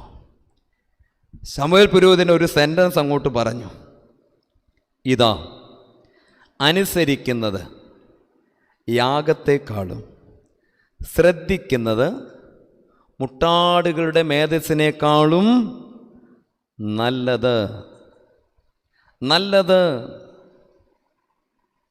നീ ഇപ്പോൾ മുട്ടാനായം പറഞ്ഞത് ദാറ്റ് ഈസ് ഈക്വൽ ടു ആഭിചാരം. നീ ഇപ്പോൾ ഈ മുട്ടാനായം പറഞ്ഞത് കൂടോത്രം ചെയ്യുന്നതിന് തുല്യമാണെന്ന് ശമൂവേൽ പുരോഹിതൻ ശൗലിൻ്റെ മുഖത്ത് നോക്കിയിട്ട് പറഞ്ഞു. എന്താണ് ആഭിചാരം? സാത്താനെ കൂട്ടുപിടിച്ച് ചെയ്യുന്ന എല്ലാ പ്രവൃത്തികളും ആഭിചാരമാണ് പ്രിയമുള്ളവരെ. ദൈവത്തിൻ്റെ കൽപ്പന എന്താണെന്നറിയാമോ? ആഭിചാരമുള്ളവരെ ഞാൻ വെറുക്കുന്നു. ശമൂവേൽ പുരോഹിതൻ പറഞ്ഞു, ഇത് ആഭിചാരമാണ്. ആഭിചാരം, വിഗ്രഹാരാധനയാണിത്. ദൈവത്തിൻ്റെ കൽപ്പനയിൽ എന്താണ് പറഞ്ഞിരിക്കുന്നത്? വിഗ്രഹമുണ്ടാക്കരുത്. നമ്മുടെയൊക്കെ ഹൃദയത്തിലുണ്ട് കേട്ടോ ഈ സാധനം, വിഗ്രഹം. ഒരു യുവാവ് ആശ്രമത്തിൽ വന്നു. അവൻ വന്നത് എന്താണെന്നറിയാമോ? ജീവിതം ചപ്പ് ചവറായെന്ന് തോന്നിയപ്പോഴാണ് വന്നത്. ഒരു പെൺകുട്ടി ജീവിതം നശിപ്പിച്ചു. അപ്പോൾ അവൻ എങ്ങനെയും അതിൽ നിന്ന് രക്ഷപ്പെടണം. അപ്പോൾ ദൈവത്തിൻ്റെ ഒരു വചനം ദൈവം അയച്ചു കൊടുത്തു. എനിക്ക് തോന്നുന്നത് യേശയ്യാവ് 44:22 തോന്നുന്നു. ഇതാ കാർമുകിലിനെ പോലെ നിൻ്റെ പാപം ഞാൻ മായിച്ചേക്കാം. ഈ പെണ്ണ് ഇനി ശല്യം ചെയ്യത്തില്ല. കണ്ടോ, ദൈവത്തിൻ്റെ ഒരു വാഗ്ദാനമാണ്. ഇവിടെ ശല്യമായിരുന്നു, ജീവിക്കാൻ സമ്മതിക്കത്തില്ലായിരുന്നു. ഏതായാലും പ്രിയമുള്ളവരെ, അതിനുശേഷം അതെല്ലാം വിട്ടുമാറി. നല്ല സന്തോഷം. ആ യുവാവ് ചില ആയുധങ്ങൾ സ്വീകരിച്ചു. വീട്ടിലെന്നും പ്രാർത്ഥിക്കാൻ തുടങ്ങി, വേദപുസ്തകം വായിക്കാൻ തുടങ്ങി, ആരാധനയിൽ പള്ളി പോകാൻ തുടങ്ങി. എല്ലാറ്റിനും മാറ്റമായി. അപ്പോൾ അമാലേക്ക് തോറ്റു. ആ സമയത്ത് പ്രിയമുള്ളവരെ ക്ഷീണമുണ്ടായി. എപ്പോഴാണെന്നറിയാമോ? ഇച്ചിരി തിരക്ക് വന്നപ്പോൾ പ്രാർത്ഥന മുടങ്ങി. വേദപുസ്തകം എന്നും വായിച്ചുകൊണ്ടിരുന്ന വേദപുസ്തകം വായന മുടങ്ങി. പള്ളി പോകാൻ പറ്റാതെ വന്നു. സാത്താൻ മനസ്സിലായി, പുറകിൽ ഒരു ബലഹീനത ഇപ്പോൾ വന്നിരിക്കുകയാണ്. അമാലേക്കിന് പിടികിട്ടി ഇപ്പോൾ ഒരു ബലഹീനതയുണ്ട്. പ്രിയമുള്ളവരെ, അവൻ ജോലി ചെയ്യുന്ന സ്ഥലത്ത് ഒരു മുസ്ലിം കുട്ടി പ്രേമാഭ്യർത്ഥനയുമായിട്ട് വന്നു. നല്ല ആടും മാടും കണ്ടു കഴിഞ്ഞാൽ നമുക്കെന്നാ തോന്നും? ആ ഒരു പ്രത്യേക സഹതാപം. ശൗലിന് തോന്നിയതുപോലെ ഒരു മുസ്ലിം കുട്ടി ഒരു പ്രേമവുമായിട്ട് വന്നിരിക്കുകയാണ്. അപ്പോഴൊക്കെ മനസ്സിൽ വചനങ്ങളൊക്കെ വരികയാണ്. കൂശശ്രീ മോശ, ദാവീദ് അബീഗയിൽ, ഇങ്ങനെയൊക്കെ ബേശേബ, ഇങ്ങനെയൊക്കെ ഇക്വേഷൻസ് എല്ലാം വന്നു. അവസാനം കോംപ്രമൈസ്. കർത്താവിൽ അനുഗ്രഹീതരെ, ആത്മഹത്യയുടെ വക്കിലേക്കായി. ജീവിതം പിച്ചി ചീന്തുകയാണ്. സാത്താൻ വരുന്നത് എന്തിനാണ്? മോഷ്ടിക്കുവാനും അറക്കുവാനും മുടിക്കുവാനും. ഭക്ഷണം കഴിക്കാൻ പറ്റുന്നില്ല. നല്ലതായിട്ടിരുന്ന ഒരു പയ്യനല്ലേ, നന്നായിട്ട് പ്രാർത്ഥിച്ച പയ്യനല്ലേ, അവനിപ്പോൾ ഭക്ഷണം കഴിക്കാൻ പറ്റുന്നില്ല. കിടന്ന ഉറക്കം വരുന്നില്ല. വീട്ടിലെല്ലാവരോടും ദേഷ്യം, പ്രാർത്ഥിക്കാൻ ഇഷ്ടമില്ല, വേദപുസ്തകത്തോട് ദേഷ്യം, ആരാധനയോട് ദേഷ്യം. എൻ്റെ പ്രിയമുള്ളവരെ, കർത്താവ് പറഞ്ഞത് ഒരു സാത്താൻ പോയാൽ പിന്നെ വരുന്നത് എത്രയാണ്? 7. തന്നിലും ബലമേറിയ 7. മദ്യപാനം ഇതുവരെ ഇല്ലാത്ത ഒരു പരിപാടിയായിരുന്നു. തുടങ്ങി മദ്യപാനം. ശൗലേ, നിന്റെ ജീവിതം പ്രശ്നരൂക്ഷിതമാണ്. നിങ്ങൾ നോക്കിക്കേ, ഈ ശൗലിന് പിന്നെ ഉറങ്ങാൻ പറ്റിയിട്ടുണ്ടോന്ന്? ഉറക്കം പോയി. ദാവീദ് വീണ വായിക്കുമ്പോൾ ഉറങ്ങും. ഏത് കൂടിയെന്നറിയാമോ? ദേഷ്യം.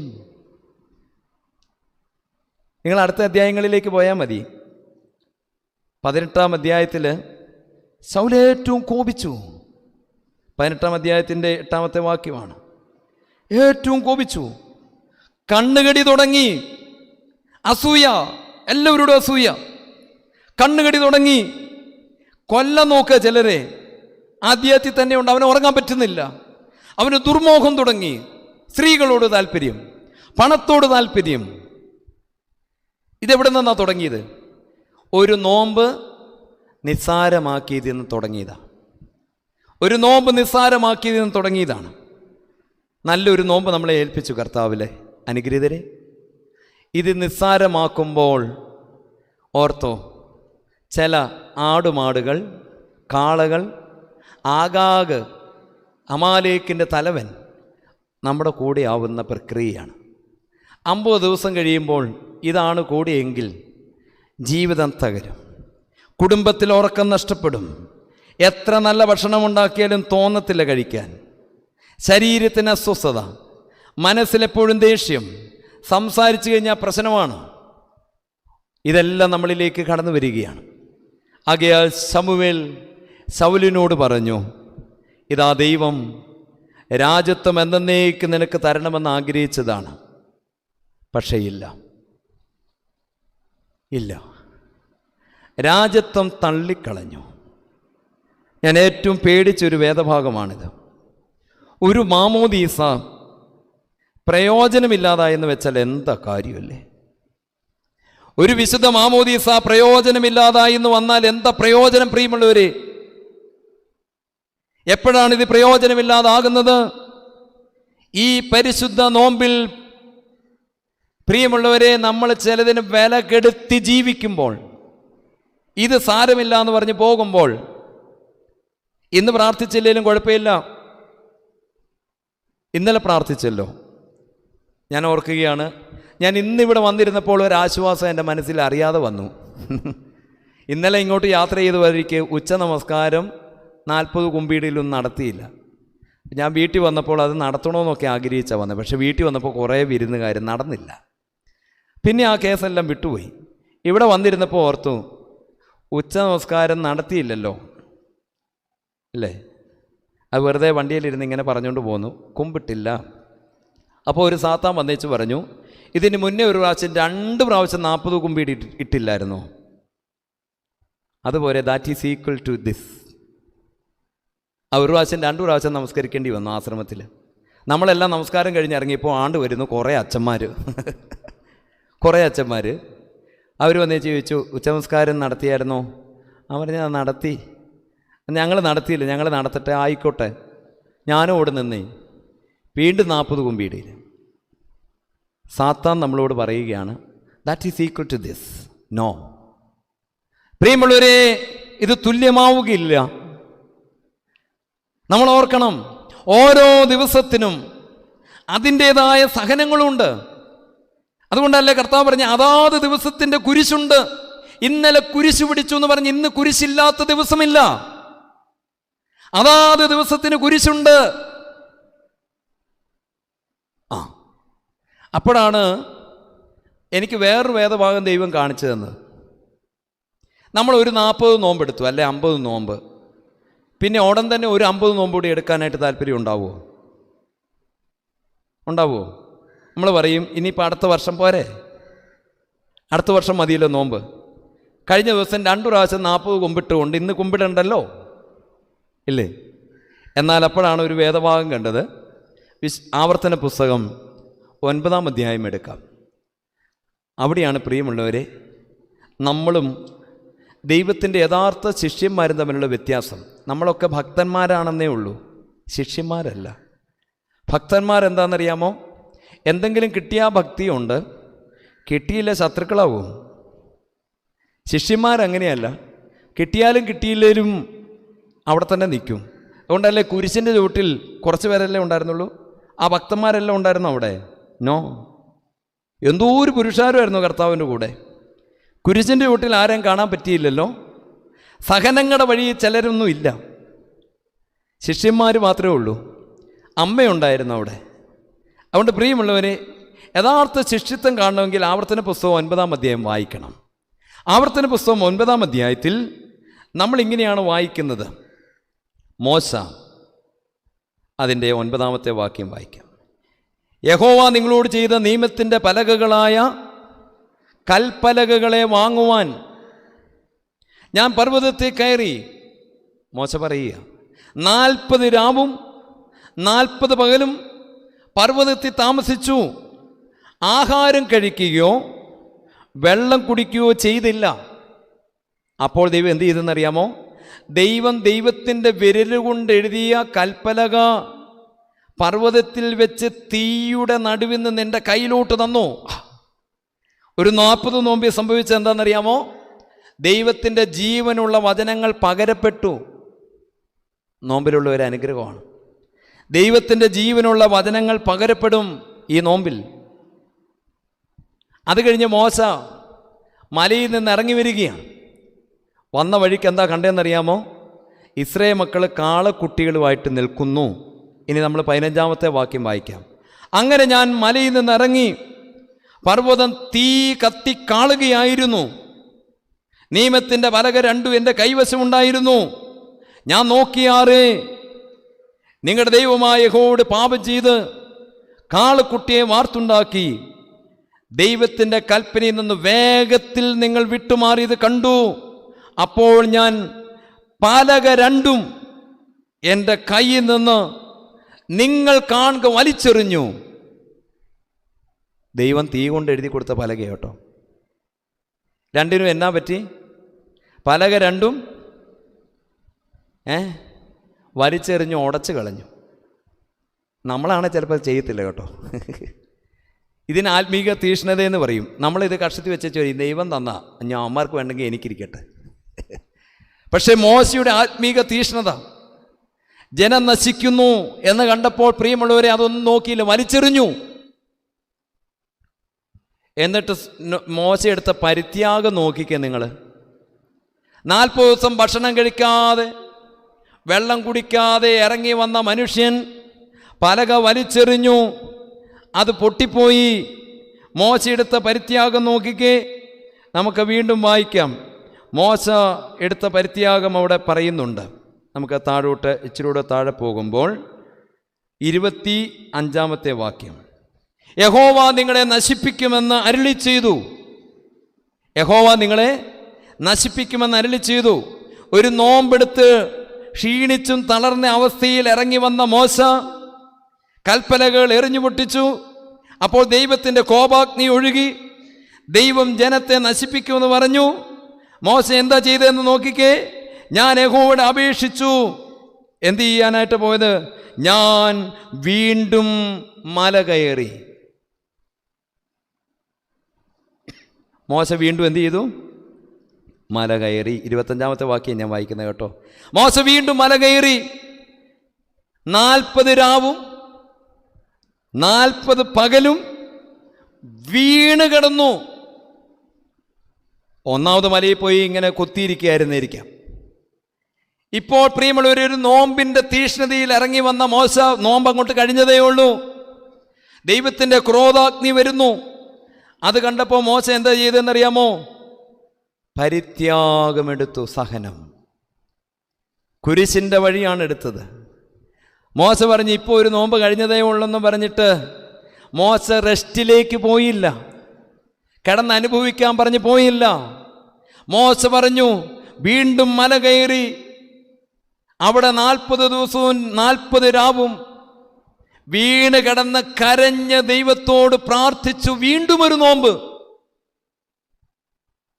അപ്പം ഇന്നലത്തെ 40 നോമ്പ് ഇന്ന് നമ്മൾ സാരമില്ല എന്ന് പറഞ്ഞാക്കണോ?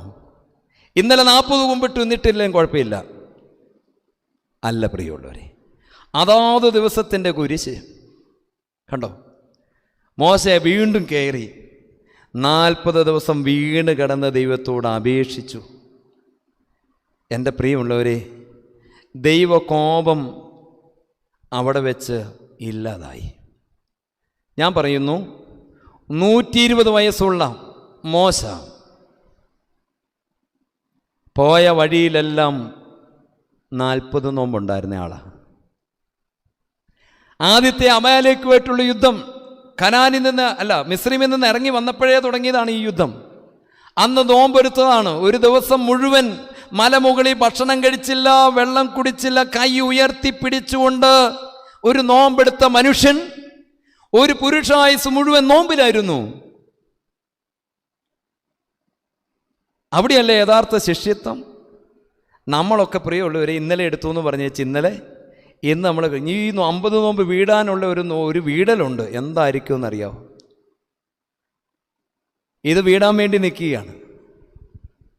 പോത്ത് ബുക്ക് ചെയ്തോന്നും പറഞ്ഞ് കഴിഞ്ഞ ക്രിസ്മസിന് എൻ്റെ പള്ളിയിൽ എല്ലാവരും കൂടെ കൂടി നിന്ന് വെച്ചാൽ ഒരു വർത്തമാനം. അപ്പം ഞാൻ ചോദിച്ചു എന്നാ അല്ല അച്ഛാ വേറെ ഒന്നുമില്ല. പിന്നെ പറയുന്നില്ല. പിന്നെ അവസാനം ഒരാൾ പറഞ്ഞ് അച്ഛാ നോമ്പ് വീടുന്നതിൻ്റെ പോത്ത് ഇവിടെ ഒരാൾ വാങ്ങിയിട്ടുണ്ട്, അപ്പോൾ അത് ബുക്ക് ചെയ്യുമായിരുന്നു. ഞങ്ങൾ പോത്ത് എന്ത് ചെയ്തുകൊണ്ടിരിക്കുകയായിരുന്നു? ബുക്ക് ചെയ്തുകൊണ്ടിരിക്കുകയായിരുന്നു. നോമ്പ് വിടാനായിട്ട് 2 ദിവസം കൂടെ ഉണ്ട് കേട്ടോ.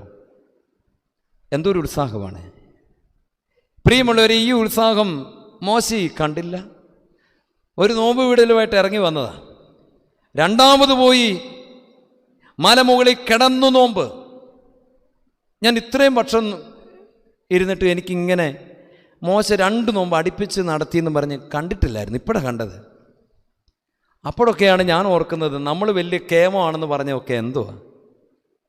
ഒന്നുമില്ല പ്രിയമുള്ളവരെ, ഒന്നുമില്ല. ഇതാണ് ശിഷ്യത്വം.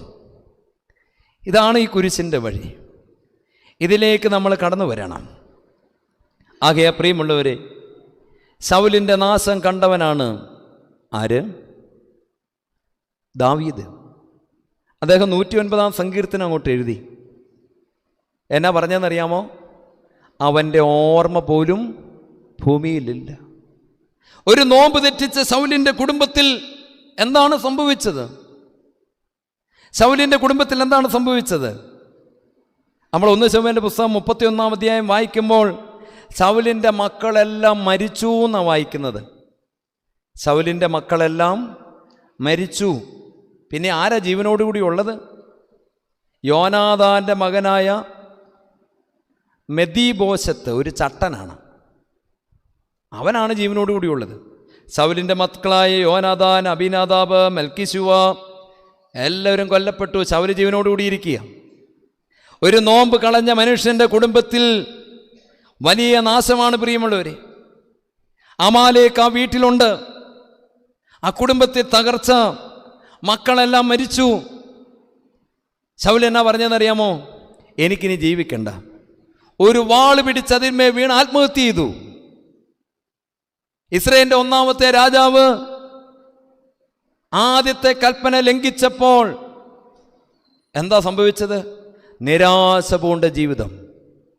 വാള് പിടിച്ചതിന്മേ വീണു ആത്മഹത്യ. ആരെങ്കിലും നിരാശയിൽ ഇരിപ്പുണ്ടോ?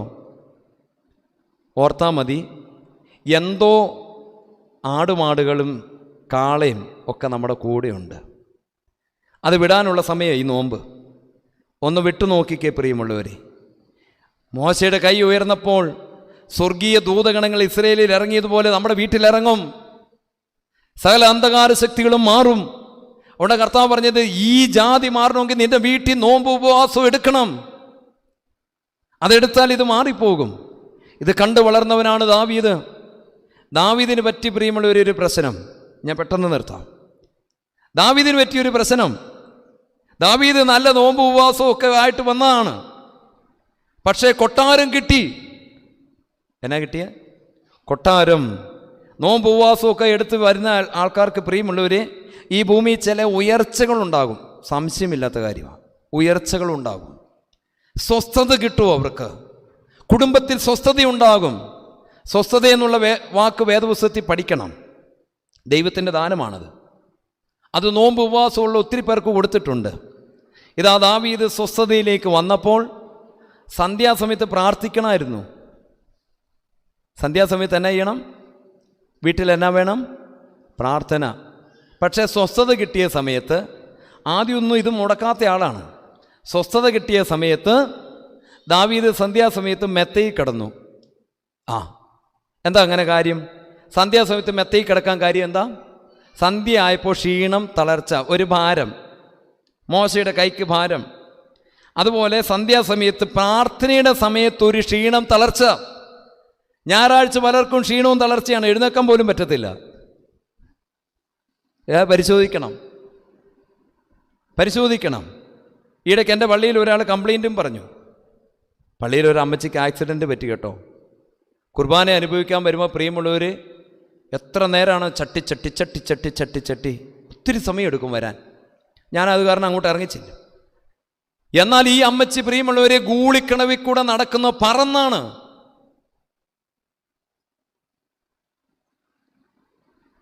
ഞാനും ഇത് നേരിട്ട് കണ്ടു. പറന്ന് നടക്കുന്നു, ഒരു കുഴപ്പമില്ല. പള്ളി വന്നപ്പോഴത്തേക്കിനും ഭയങ്കര പ്രശ്നം. ഒരു തരം കെണിയുണ്ട് ഇതിൻ്റെ അകത്ത്. സാത്താൻ ക്ഷീണം തരും പ്രാർത്ഥനയുടെ സമയത്ത്, അല്ലേ? അതുകൊണ്ട് ഈ പ്രാർത്ഥനായോഗവും ഇതൊക്കെ നടക്കുമ്പോൾ നല്ല ക്ഷീണമല്ലേ നമുക്ക്? എന്തതിശയമേ എന്ന് നമ്മൾ പാടിക്കൊണ്ടിരിക്കുമ്പോൾ അപ്പറേ ഒരു ക്ഷീണമായി,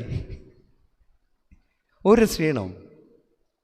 ഈ പ്രാർത്ഥിക്കുമ്പോൾ ഇതെങ്ങോട്ട് വരുന്നേ? വായിക്കോട്ടയും ഭയങ്കര പ്രശ്നം. പിന്നെ നമ്മൾ ചാരിയിരിക്കാൻ നോക്കും, എവിടെയെങ്കിലും ചാരിയിരിക്കണം, ക്ഷീണം. ഒരു സിനിമ കണ്ടു നോക്കിയേ, ഓ കണ്ണൊന്നും അടയത്തു പോലുമില്ല, ഒരു തളർച്ചയുമില്ല. പത്രം വായിച്ചോ, ക്ഷീണമുണ്ടോ? ഒരു ക്ഷീണവും ഇല്ല. വേദപുസ്തകം എടുത്ത് വായിച്ചേ, ഏതുറങ്ങാത്തവനും ഉറങ്ങും. കർത്താവിൽ അനുഗ്രഹരെ ദാവീദ് ഇതാ സന്ധ്യാസമയത്ത് ഉറങ്ങി. ഇതൊരു പരീക്ഷണമാട്ടോ. ബലഹീനതകൾ അപ്പം തന്നെ വരും. ആര്? നമ്മളിപ്പോൾ ഏത് രാജ്യത്തെക്കുറിച്ചാണ് പറയുന്നത്? അമാലേക്ക് വരും. പ്രിയമുള്ളവരെ, ദാവീദ് സന്ധ്യാസമയത്ത് കിടന്നപ്പോൾ തന്നെ അമാലേക്ക് വീട്ടിൽ വന്നു. കർത്താവിന് വിശന്നപ്പോൾ സാത്താൻ വന്നു. ദാവീദിന് കിടന്നുറങ്ങിയ സന്ധ്യാസമയത്ത്, പ്രാർത്ഥിക്കേണ്ട സമയത്ത്, ഉറങ്ങിയ സമയത്ത് സാത്താൻ വന്നു. അവനോട് പറഞ്ഞ് കിടിവാതിക്ക് കൂടെ നോക്കാൻ നോക്കി. ബേത്ശേബയെ കണ്ടു, മോഹമുണ്ടായി. അന്നത്തെ ദിവസം പ്രാർത്ഥനയില്ല. ശരീരത്തിന് കിട്ടും എന്ന് തോന്നിയപ്പോൾ എല്ലാത്തിനും നിസ്സാരവൽക്കരിച്ചു. ദാവീദ് ഇതാ പ്രിയമുള്ളവരെ പാപം ചെയ്തു, വ്യഭിചാരം. ഉടനെ ടെൻഷനായി. ഈ ഊരിയാവിൻ്റെ ഭാര്യ പറഞ്ഞു, ഞാൻ ഗർഭിണിയാണ്. ടെൻഷനായി. എന്താ പിന്നെ ചെയ്യുന്നത്? ഊരിയാവിനെ പിടിച്ച് കൊന്നാലോ? ആദ്യം വിളിച്ചിട്ട് എന്ത് ചെയ്തെന്നറിയാം? ആരെയും അറിയാതെ മദ്യം കൊടുത്തു ഊരിയാവിന് മദ്യം കൊടുത്തു. കുടിച്ചവനെ ഒരു പരുവമാക്കി. എന്നിട്ട് അവനെ വീട്ടിൽ പറഞ്ഞു വിട്ടു. അവൻ പറഞ്ഞു, ഇസ്രായേൽ മക്കൾ യുദ്ധം ചെയ്യുമ്പം വീട്ടിൽ പോകാൻ പാടില്ല, ഭാര്യയുടെ കൂടെ കിടക്കാൻ പാടില്ല. അവൻ തിരിച്ചു വന്നു. പ്രിയമുള്ളവരെ, ആ സമയത്ത് ദാവീദ് ഒരു തന്ത്രം മെനഞ്ഞു. എന്താണെന്നറിയാമോ? ഊരിയാവിനെ കൊല്ലാൻ.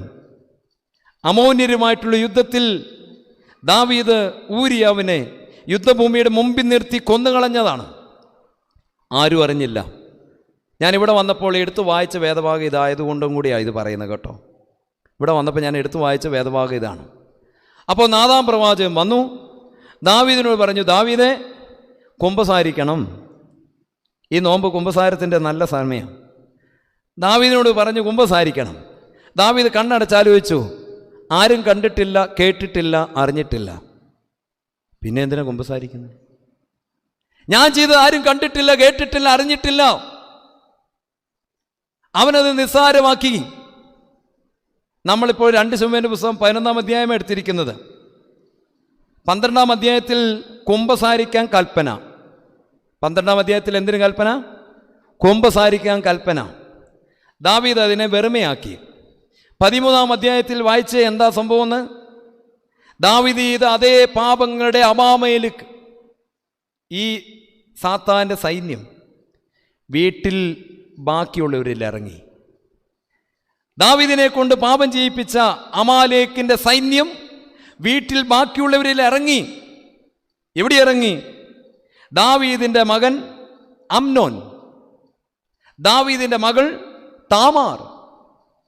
അമ്നോന് താമാറിനെ കാണുമ്പോൾ ഒരു ദുഷ്ചിന്ത, ദുർമോഹം, സ്വന്തം പെങ്ങളെ നോക്കുമ്പോൾ അപകടമാണ് പ്രിയമുള്ളവരെ. അന്ന് സന്ധ്യാസമയത്ത് പ്രാർത്ഥിക്കേണ്ട സമയത്ത് പ്രാർത്ഥിക്കാതെ കടന്ന ദാവീദിന് ആരോടാണോ ദുർമോഹം തോന്നിയത്? കുടുംബത്തിലുള്ള ആരോടും അല്ലായിരുന്നു. പിന്നെ ആരോടാണ്? അങ്ങ് ദൂരെയുള്ള ഊരിയാവിൻ്റെ ഭാര്യയായ ബേത്ശേബയോട്. ഇപ്പോൾ കുടുംബത്തിൽ എന്താണ്? സ്വന്തം മകന് സ്വന്തം മകളോട് ദുർമോഹം, ദുഷ്ചിന്ത ഉണ്ടോ? സാത്താൻ എന്തുമാത്രം ശക്തനാണെന്ന് നോക്കിക്കേ. കുടുംബത്തിൻ്റെ തകർച്ച കണ്ടോ? കർത്താവിൽ എനിക്കെതിരെ അമ്നോൻ പോയിട്ട് താമാറിനോട് പറഞ്ഞു, താമാറേ നിന്നെ കാണുമ്പോൾ എന്തോ പോലെ.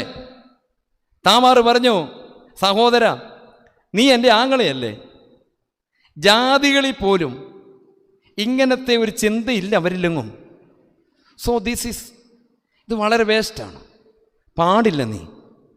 ഞാൻ നിൻ്റെ പെങ്ങളാണ്. ആ ഒരു സ്നേഹത്തിൽ നമുക്ക് പോകണം.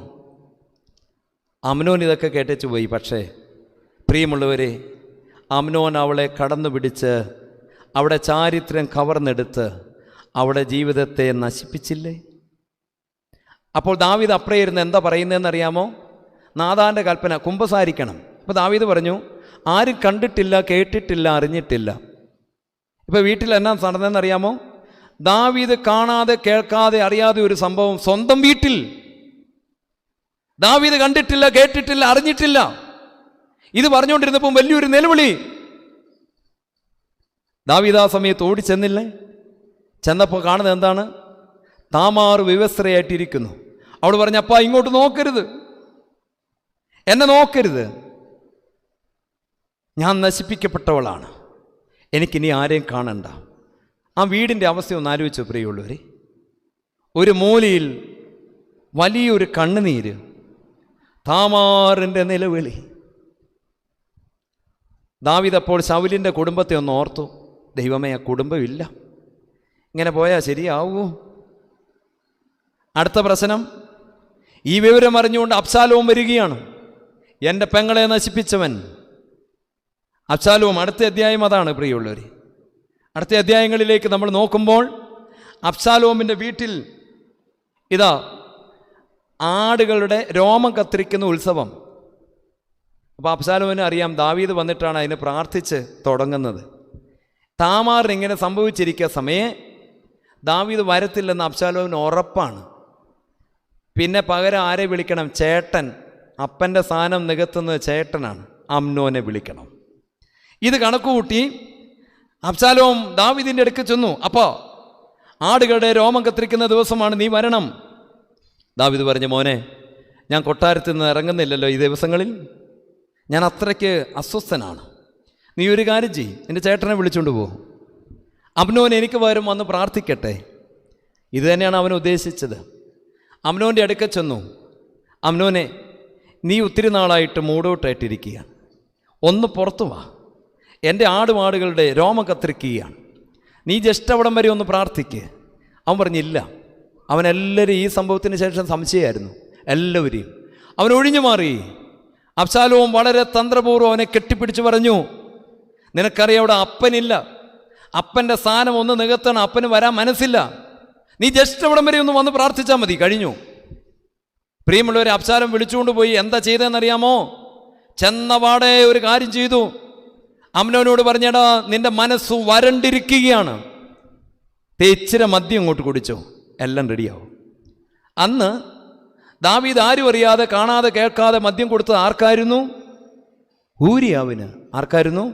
ഇപ്പോൾ ദാവീദ് അറിയാതെ കാണാതെ കേൾക്കാതെ കുടുംബത്തിൽ മദ്യം കൊടുക്കുന്നത് ഇപ്പോൾ ആർക്കാണ്? സഹോദരനെ ചിന്തിക്കണം. ദാവീദ് ഇത് അറിയുന്നില്ല പ്രിയമുള്ളവരെ. അബ്ശാലോം മദ്യം കൊടുത്തു, അമ്നോൻ കുടിച്ചു. അവൻ പറഞ്ഞു, മതി അനിയ, നമുക്കിനി ഇത് പരിപാടി തുടങ്ങാം, രോമം കത്തിരിക്കുന്ന ശുശ്രൂഷ ഇല്ല. ഒത്തിരി നാളായിട്ട് നമ്മളെല്ലാം കൂടി ഒരു സന്തോഷം. മദ്യം കൊടുത്തുകൊണ്ടേയിരുന്നു. അവസാനം അബ്ശാലോമിന് മനസ്സിലായി അമ്നോന് എഴുന്നേറ്റോടാൻ പറ്റത്തില്ല. ആ അവസ്ഥ വന്നപ്പോൾ അബ്ശാലോം ദാസന്മാരെ വിളിച്ചു. അവരെ വിളിച്ചിട്ട് പറഞ്ഞു, ഇവനെ കാല് തൊട്ടടിക്കാൻ പറഞ്ഞു. കാല് തൊട്ട് അടിച്ച് അമ്നോനെ ഇഞ്ചിഞ്ചായിട്ട് കൊന്നു. നിങ്ങൾ ഓർത്ത് നോക്കിക്കേ, അന്ന് ഊര്യാവിനെ കൊന്നത് എങ്ങനെയാ? യുദ്ധഭൂമിയിൽ യുദ്ധം മുറുകിയപ്പോൾ അമോര്യരെ കൊണ്ട് കൊല്ലാനുള്ള രീതിയിലാക്കി യോവാബിന് കൽപ്പന കൊടുത്തിരുന്നു. ഒറ്റ കുത്തിന് തീർന്നായിരുന്നു ഊര്യാവ്. പക്ഷെ ഇവിടെ ഇപ്പോൾ അമ്നോൻ ഒറ്റ അടിക്ക് ചാവുന്നുണ്ടോ? ഇല്ല കേട്ടോ. മെല്ലെ മെല്ലെ അടിച്ചടിച്ച് പ്രിയമുള്ളവരെ അവനെ ഇഞ്ചിഞ്ചായിട്ട് കൊന്നു. അപ്പോൾ അവൻ കൈകൂപ്പിയിട്ട് പറഞ്ഞു, സഹോദര, എന്നെ കൊല്ലരുത്. അബ്ശാലോം വന്നൊരു സാധനം പറഞ്ഞു, എനിക്കൊരു പെങ്ങളുണ്ടായിരുന്നു, ഇങ്ങനെ നിൻ്റെ മുമ്പിൽ കൈകൂപ്പിയത് ഓർമ്മയുണ്ടോ? പ്രിയമുള്ളവരെ, അത് പറഞ്ഞുകൊണ്ട് അവനെ ഇല്ലാതാക്കി. ദാവീദ് ഇതറിഞ്ഞു, അമ്നോൻ കൊല്ലപ്പെട്ടു. എന്താണ് നിലവിളി എന്ന് കേട്ടോ? ദാവീദിൻ്റെ നിലവിളി എന്തായിരുന്നു പ്രിയമുള്ളവരെ? വാവിട്ട് കരഞ്ഞു. ഇതാ സംഖ്യയുടെ പുസ്തകം 32:23. ചെയ്ത പാപങ്ങളെല്ലാം കുമ്പസാരിച്ചില്ലെങ്കിൽ വീട്ടിൽ തിരിച്ചു വരും. വീട്ടിൽ തിരിച്ചു വരും. കുമ്പസാരിച്ചില്ലെങ്കിൽ തിരിച്ചു വരും. ദാവീദ് ചെയ്ത പാപങ്ങൾ വീട്ടിൽ തിരിച്ചു വന്നപ്പോൾ രക്തക്കണ്ണുനീർ. അപ്പോഴാണ് ദാവീദിന് മനസ്സിലായത് ശൗലിന്റെ കുടുംബം തൂത്തുവാരിയില്ലാതായി പോയി. ഓഹ്, പേടിച്ചു പോയവൻ.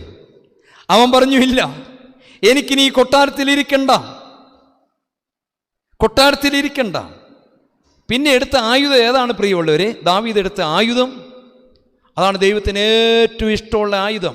രാജാവായിരിക്കെ ദാവീദ് 1 ശമൂവേൽ പുസ്തകം 15:30 ദാവീദ് തല മൂടി, ചെരുപ്പിട്ടില്ല, രാജവസ്ത്രം എടുത്തു കളഞ്ഞു, ശരീരത്തിൽ ചാക്ക് ധരിച്ച് കരഞ്ഞുകൊണ്ട് ഒലിവുമല കയറി. സ്വർഗം ഈ സമയത്ത് എഴുന്നേറ്റ് നിന്നു.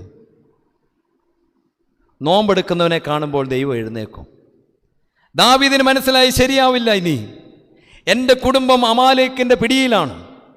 കർത്താവിൽ അനുഗ്രഹീതരെ, ദാവീദ് കൊട്ടാരത്തിൽ വസ്ത്രമെല്ലാം ഊരി വെച്ച് ചാക്കെടുത്തിട്ട് തല മൂടിപ്പിടിച്ച് ചെരിപ്പിടാതെ ഒലിവുമല കരഞ്ഞുകൊണ്ട് കയറിയിട്ട് വിളിച്ചു പറഞ്ഞു, പാപം ചെയ്തവനാണ് ഞാൻ. കുമ്പസാരിച്ചു കൊണ്ടിരുന്നു. കുമ്പസാരിച്ചു. പ്രിയമുള്ളവരെ, ഇതാണ് നോമ്പ്. ഈ നോമ്പിൽ നിന്റെ കുടുംബത്തിൽ വന്ന അമാലേക്ക് നിർമൂലനാശമുണ്ടാകണം. ദാവീദിന് മനസ്സിലായി, എൻ്റെ കുടുംബത്തിൽ വന്ന അമാലേക്ക് ഇല്ലാതായില്ലെങ്കിൽ പ്രശ്നമാണ്. അതുകൊണ്ടാണ് ദാവീദ് നോമ്പിൻ്റെ ആയുധം എടുത്ത്. അവനിപ്പോൾ കൊട്ടാരത്തിന് വിലയില്ലല്ലോ, രാജവസ്ത്രത്തിന് വിലയില്ലല്ലോ, എല്ലാം എടുത്ത് മാറ്റിക്കളഞ്ഞിട്ട് അവൻ പോകുന്നത്. അങ്ങനെ നോമ്പ് നോറ്റ ദാവീദിനൊരു വലിയ വാഗ്ദാനം കിട്ടി. അതാണ് നമ്മൾ പാട്ട് പാടുന്നത്, നിത്യസ്നേഹത്താൽ നിന്നെ സ്നേഹിച്ചു. ഇതാർക്ക് കൊടുത്തതാ? ദാവീദിന് കൊടുത്ത വാഗ്ദാനം. ദാവീദിന് ദൈവം കൊടുത്ത വാഗ്ദാനമാണ്. നിത്യസ്നേഹത്താൽ ദാവീദേ, നിന്നെ ഞാൻ സ്നേഹിക്കും. നീ നോമ്പെടുത്തവനാണ്. പരിഹാര ആത്മാവ് നിന്നിലുണ്ട്. സഹനമെടുത്തവനാണ്. എല്ലാ സുഖങ്ങളും വിട്ടെറിഞ്ഞ് ഒലിവുമല കയറി കരഞ്ഞുകൊണ്ടിരുന്ന ദാവീദിന്റെ അടുക്ക ദൈവം ഇറങ്ങിച്ചെന്നിട്ട് പറഞ്ഞു, നിത്യസ്നേഹത്താ ഞാൻ നിന്നെ സ്നേഹിക്കും, ഇനി നിന്റെ മക്കളാരും നശിക്കില്ല. എന്തൊരു വാഗ്ദാന പ്രിയമുള്ളവരെ. നമ്മൾ ഈ ഭൂമിയിൽ ഏറെ ആയാൽ 80. ദാവീദിന് കിട്ടിയ വാഗ്ദാനം എന്താ? നീ നോമ്പെടുത്തത് കൊണ്ട് നിന്റെ മക്കൾ നശിക്കില്ല. 89 സങ്കീർത്തനം എടുത്ത് വായിച്ചാലും മതി. അതിന് ദൈവം ദാവീദിന് കൊടുത്ത വാഗ്ദാനം എഴുതി വെച്ചിട്ടുണ്ട്. നിന്റെ മക്കൾ പാപം ചെയ്താലും, കണ്ടോ, കണ്ടീഷനാണ്, നിന്റെ മക്കൾ പാപം ചെയ്താലും ഞാൻ അവരെ നശിപ്പിക്കില്ല. ദാവീദിനോട് കൊടുത്ത, നോമ്പെടുത്ത ദാവീദിന് കൊടുത്ത വാഗ്ദാനമാണ്. 89 സങ്കീർത്തനം 28 മുതൽ വായിച്ചാൽ മതി. നിന്റെ സന്തതി പാപം ചെയ്താലും ന്യായപ്രമാണം ഉപേക്ഷിച്ചാലും ചട്ടങ്ങളെ ലംഘിച്ചാലും ഞാൻ അവരെ തിരിച്ചു പിടിക്കും. ബാലശിക്ഷ നൽകി നിന്റെ മക്കളെ പിടിക്കും. ഇനി നശിക്കില്ല നിന്റെ മക്കൾ. ഈ ഭൂമിയിൽ നിന്ന് പോകുന്നതിന് മുന്നേ പ്രിയമുള്ളവരെ, വരുന്ന തലമുറയ്ക്ക് നമ്മൾ ഇങ്ങനെയൊരു നേട്ടം ഉണ്ടാക്കണം. നിൻ്റെ കുടുംബത്തിൽ ആരും നശിക്കരുത്. ഞാനിപ്പോൾ ഇവിടെ നിൽക്കുമ്പോൾ എൻ്റെ കുടുംബത്തിലെ വല്യമ്മച്ചി ഓർക്കുക. ആ നോമ്പ് ഉപവാസവുമാണ് ദൈവം വാഗ്ദാനം തരുന്നത്. ഇന്ന് നമ്മൾ ഇവിടെ നിൽക്കുന്ന ഈ ഭൂമിയിൽ പാമ്പാടി തിരുമേനിയെ പോലെയുള്ളവരുടെ നോമ്പ് ഉപവാസവും ആ ഭൂമിയിലാണ് നമ്മൾ നിൽക്കുന്നത്. കർത്താവിൽ അനുഗ്രഹീതരെ, നോമ്പിന് വിലയുണ്ടാകട്ടെ. നോമ്പ് ഒരു വലിയ ആയുധമാണ്. എന്താണ് കൽപ്പന? അമാലേക്കിനെ ഉന്മൂല നാശം ചെയ്യണം. ഇപ്പോൾ കണ്ണുകളൊന്ന് അടയ്ക്കാം. നമ്മുടെ കുടുംബത്തെ മനസ്സിലൊന്നോർത്തേ, നമ്മുടെ വീടിനെ മനസ്സിലൊന്നോർത്തേ. നമ്മുടെ കുടുംബം ദൈവം കണ്ട് സന്തോഷിക്കേണ്ട ഒരു സ്ഥലമാണ്. ലേവ്യ പുസ്തകം 26 അധ്യായത്തിൻ്റെ 11-12 വാക്യത്തിൽ ദൈവം പറയുകയാണ്, എനിക്കെൻ്റെ നിവാസം നിങ്ങളുടെ ഇടയിലാക്കണം, നിങ്ങളുടെ ഇടയിലൂടെ എനിക്ക് സഞ്ചരിക്കണം. ദൈവമേ, ഞങ്ങൾ താമസിക്കുന്ന ഭവനങ്ങൾ അങ്ങേക്ക് സഞ്ചരിക്കാനുള്ള സ്ഥലമാണ്, ദൈവത്തിന് താമസിക്കേണ്ട സ്ഥലമാണ്. വീണ്ടും ആവർത്തന പുസ്തകം 23:14 പറയുകയാണ്, നിന്നിൽ വൃത്തികേടുണ്ടെങ്കിൽ എനിക്ക് നിൻ്റെ കൂടെ ഇറങ്ങി വരാൻ പറ്റില്ല. ദൈവമേ, ഈ നോമ്പിൻ്റെ കാലഘട്ടത്തിൽ അമാലേക്കിൻ്റെതായിട്ട് എന്തെങ്കിലും എന്നിലുണ്ടോ? ശൗലി യുദ്ധം കഴിഞ്ഞ് വന്നപ്പോൾ ഒരു നോമ്പെടുത്തിട്ട് വന്നപ്പോൾ കൂടെ ആടുമാടുകളായിരുന്നു. ആഗാഗ് രാജാവായിരുന്നു. ഇന്നും എൻ്റെ ഹൃദയത്തിൽ എവിടെയൊക്കെയോ പാപങ്ങളോടുള്ള താല്പര്യം വെച്ചുകൊണ്ടിരിപ്പുണ്ടോ? അവസരം കിട്ടിയ പാപം ചെയ്യുന്നവനാണോ ഞാൻ? എനിക്ക് അവസരം കിട്ടാത്തതുകൊണ്ടാണ് പലപ്പോഴും പാപത്തിൽ വീഴാത്തത്. തക്കതായ അവസരം വന്നാൽ പാപം ചെയ്യുന്നവനാണോ? നോമ്പ് വലിച്ചു കളയുന്നവനാണോ? നോമ്പ് നിസ്സാരമാക്കുന്നവനാണോ? ഓ ദൈവമേ, ഇന്ന് ദൈവത്തിൻ്റെ കൽപ്പന ഇതാണ്: നിൻ്റെ കുടുംബത്തിലുള്ള അമാലേക്കിനെ നിർമൂലനാശം ചെയ്യണം. കർത്താവേ, കഴിഞ്ഞ കാലങ്ങളിലെ നോമ്പെല്ലാം ഓർക്കുകയാണ്. എത്ര വട്ടം വീണു ദൈവമേ. ആഗാഗിനെ കൂട്ടുപിടിച്ച് പാപങ്ങളിൽ രമിച്ചവരാണ് ഞങ്ങൾ. എല്ലാം നിസ്സാരവൽക്കരിച്ചു. ഇന്ന് ഞങ്ങളുടെ കുടുംബത്തിൽ സന്തോഷം നഷ്ടപ്പെട്ടിട്ടുണ്ട്. ശൗലിന് ഉറങ്ങാൻ പറ്റുന്നില്ല, ഭക്ഷണം കഴിക്കാൻ പറ്റുന്നില്ല, എപ്പോഴും ആകുലത, എല്ലാവരോടും ദേഷ്യം, അസൂയ ഉണ്ടാവുകയാണ്, എപ്പോഴും കുറ്റം പറയുകയാണ്. ദൈവമേ, ഞങ്ങളുടെ ഹൃദയങ്ങളെ സ്വസ്ഥമാക്കണം. ഈ നോമ്പെങ്കിലും ദൈവമേ ആയുധമായി ധരിക്കാൻ ഞങ്ങളെ സഹായിക്കണം. മോശയുടെ കൈക്ക് ഭാരം തോന്നി. ഈ നോമ്പിൽ ഉറപ്പായിട്ടും ഭാരം തോന്നുന്ന സമയങ്ങളുണ്ട്. ആ സമയത്തെല്ലാം ദൈവവചനത്തിൽ അഹറോനും ഹൂരും താങ്ങിപ്പിടിച്ചതുപോലെ ദൈവവചനത്തോട് ചേർന്ന്, ദൈവ ശുശ്രൂഷകളോട് ചേർന്ന് കൂടുതൽ ആത്മീകമായ താങ്ങ് നമ്മുടെ ജീവിതത്തിൽ നേടിയെടുക്കണം. ഭാരമുള്ള കരങ്ങൾ ഉയർത്തിപ്പിടിക്കാൻ ദൈവമേ, വചന ശുശ്രൂഷയിൽ ഞങ്ങളെ അവിടുന്ന് താങ്ങി ഉയർത്തി ശക്തിപ്പെടുത്തണമേ. ഈ നോമ്പ് ജയത്തിൻ്റെ അടയാളമാണ്. ശത്രുവാകുന്ന ദുഷ്ടൻ്റെ നേരെ തോൽക്കാത്തായുധമാണ്. യഹോവ നിസ്സി എന്ന് പറയാൻ കൊടി ഞങ്ങളിൽ ധരിപ്പിക്കണമേ. കുരിശിൻ്റെ അടയാളമാണല്ലോ, അത് ഞങ്ങളെ ധരിപ്പിക്കണമേ. ദാവീദിന് മനസ്സിലായി, നോമ്പില്ല എങ്കിൽ കുടുംബം തകരും. ദാവീദ് ഒരു നോമ്പെടുത്തു. ദൈവം വാഗ്ദാനം കൊടുത്തു, നിത്യസ്നേഹത്താൽ നിൻ്റെ കുടുംബത്തെ സ്നേഹിക്കും. നിൻ്റെ മക്കളാരും ഇനി നശിക്കില്ല. അവർ പാപം ചെയ്താലും ബാലശിക്ഷ നൽകി ഞാൻ അവരെ തിരികെ കൊണ്ടുവരും. എൻ്റെ ദൈവമേ, ഇതാ ഞങ്ങളുടെ കുടുംബത്തെ ഏൽപ്പിക്കുന്നു. മോശ ഒരാൾ നോമ്പ് നോറ്റാൽ ഇസ്രയേലിന് അനുഗ്രഹമാണ്. ഇവിടെ ഇരിക്കുന്ന നമ്മൾ ഓരോരുത്തരും ഹൃദയത്തിലൊരു നിശ്ചയമെടുക്കാം. ഈ നോമ്പ് തീഷ്ണതയോടുകൂടി എടുക്കാൻ, ഉപവാസമെടുക്കുവാൻ, മുട്ടുകുത്തി പ്രാർത്ഥിക്കുവാൻ, കുമ്പിടുവാൻ, എന്നും വേദപുസ്തകം വായിക്കാൻ, കുടുംബത്തെ പ്രാർത്ഥന മുടക്കാതെ കൊണ്ടുപോകാൻ, ആരാധനയിൽ ഓ ദൈവമേ ആ ബലിപീഠത്തെ ഹൃദയം സമർപ്പിച്ചുകൊണ്ട് സംബന്ധിക്കുവാൻ ഞങ്ങളെല്ലാവരെയും സഹായിക്കണം. തന്ന കൃപകൾക്കായി സ്തുതിക്കുന്നു. ഈ നോമ്പ് ഞങ്ങൾക്ക് അനുഗ്രഹമാകട്ടെ. ഞങ്ങളെല്ലാവരെയും അനുഗ്രഹിച്ച് അവിടുത്തെ സ്വർഗീയമായ ആത്മാവിൽ അഭിഷേകം ചെയ്യണമേ. പിതാവിൻ്റെയും പുത്രൻ്റെയും പരിശുദ്ധ റൂഹായുടെ നാമത്തിൽ തന്നെ ആമേൻ.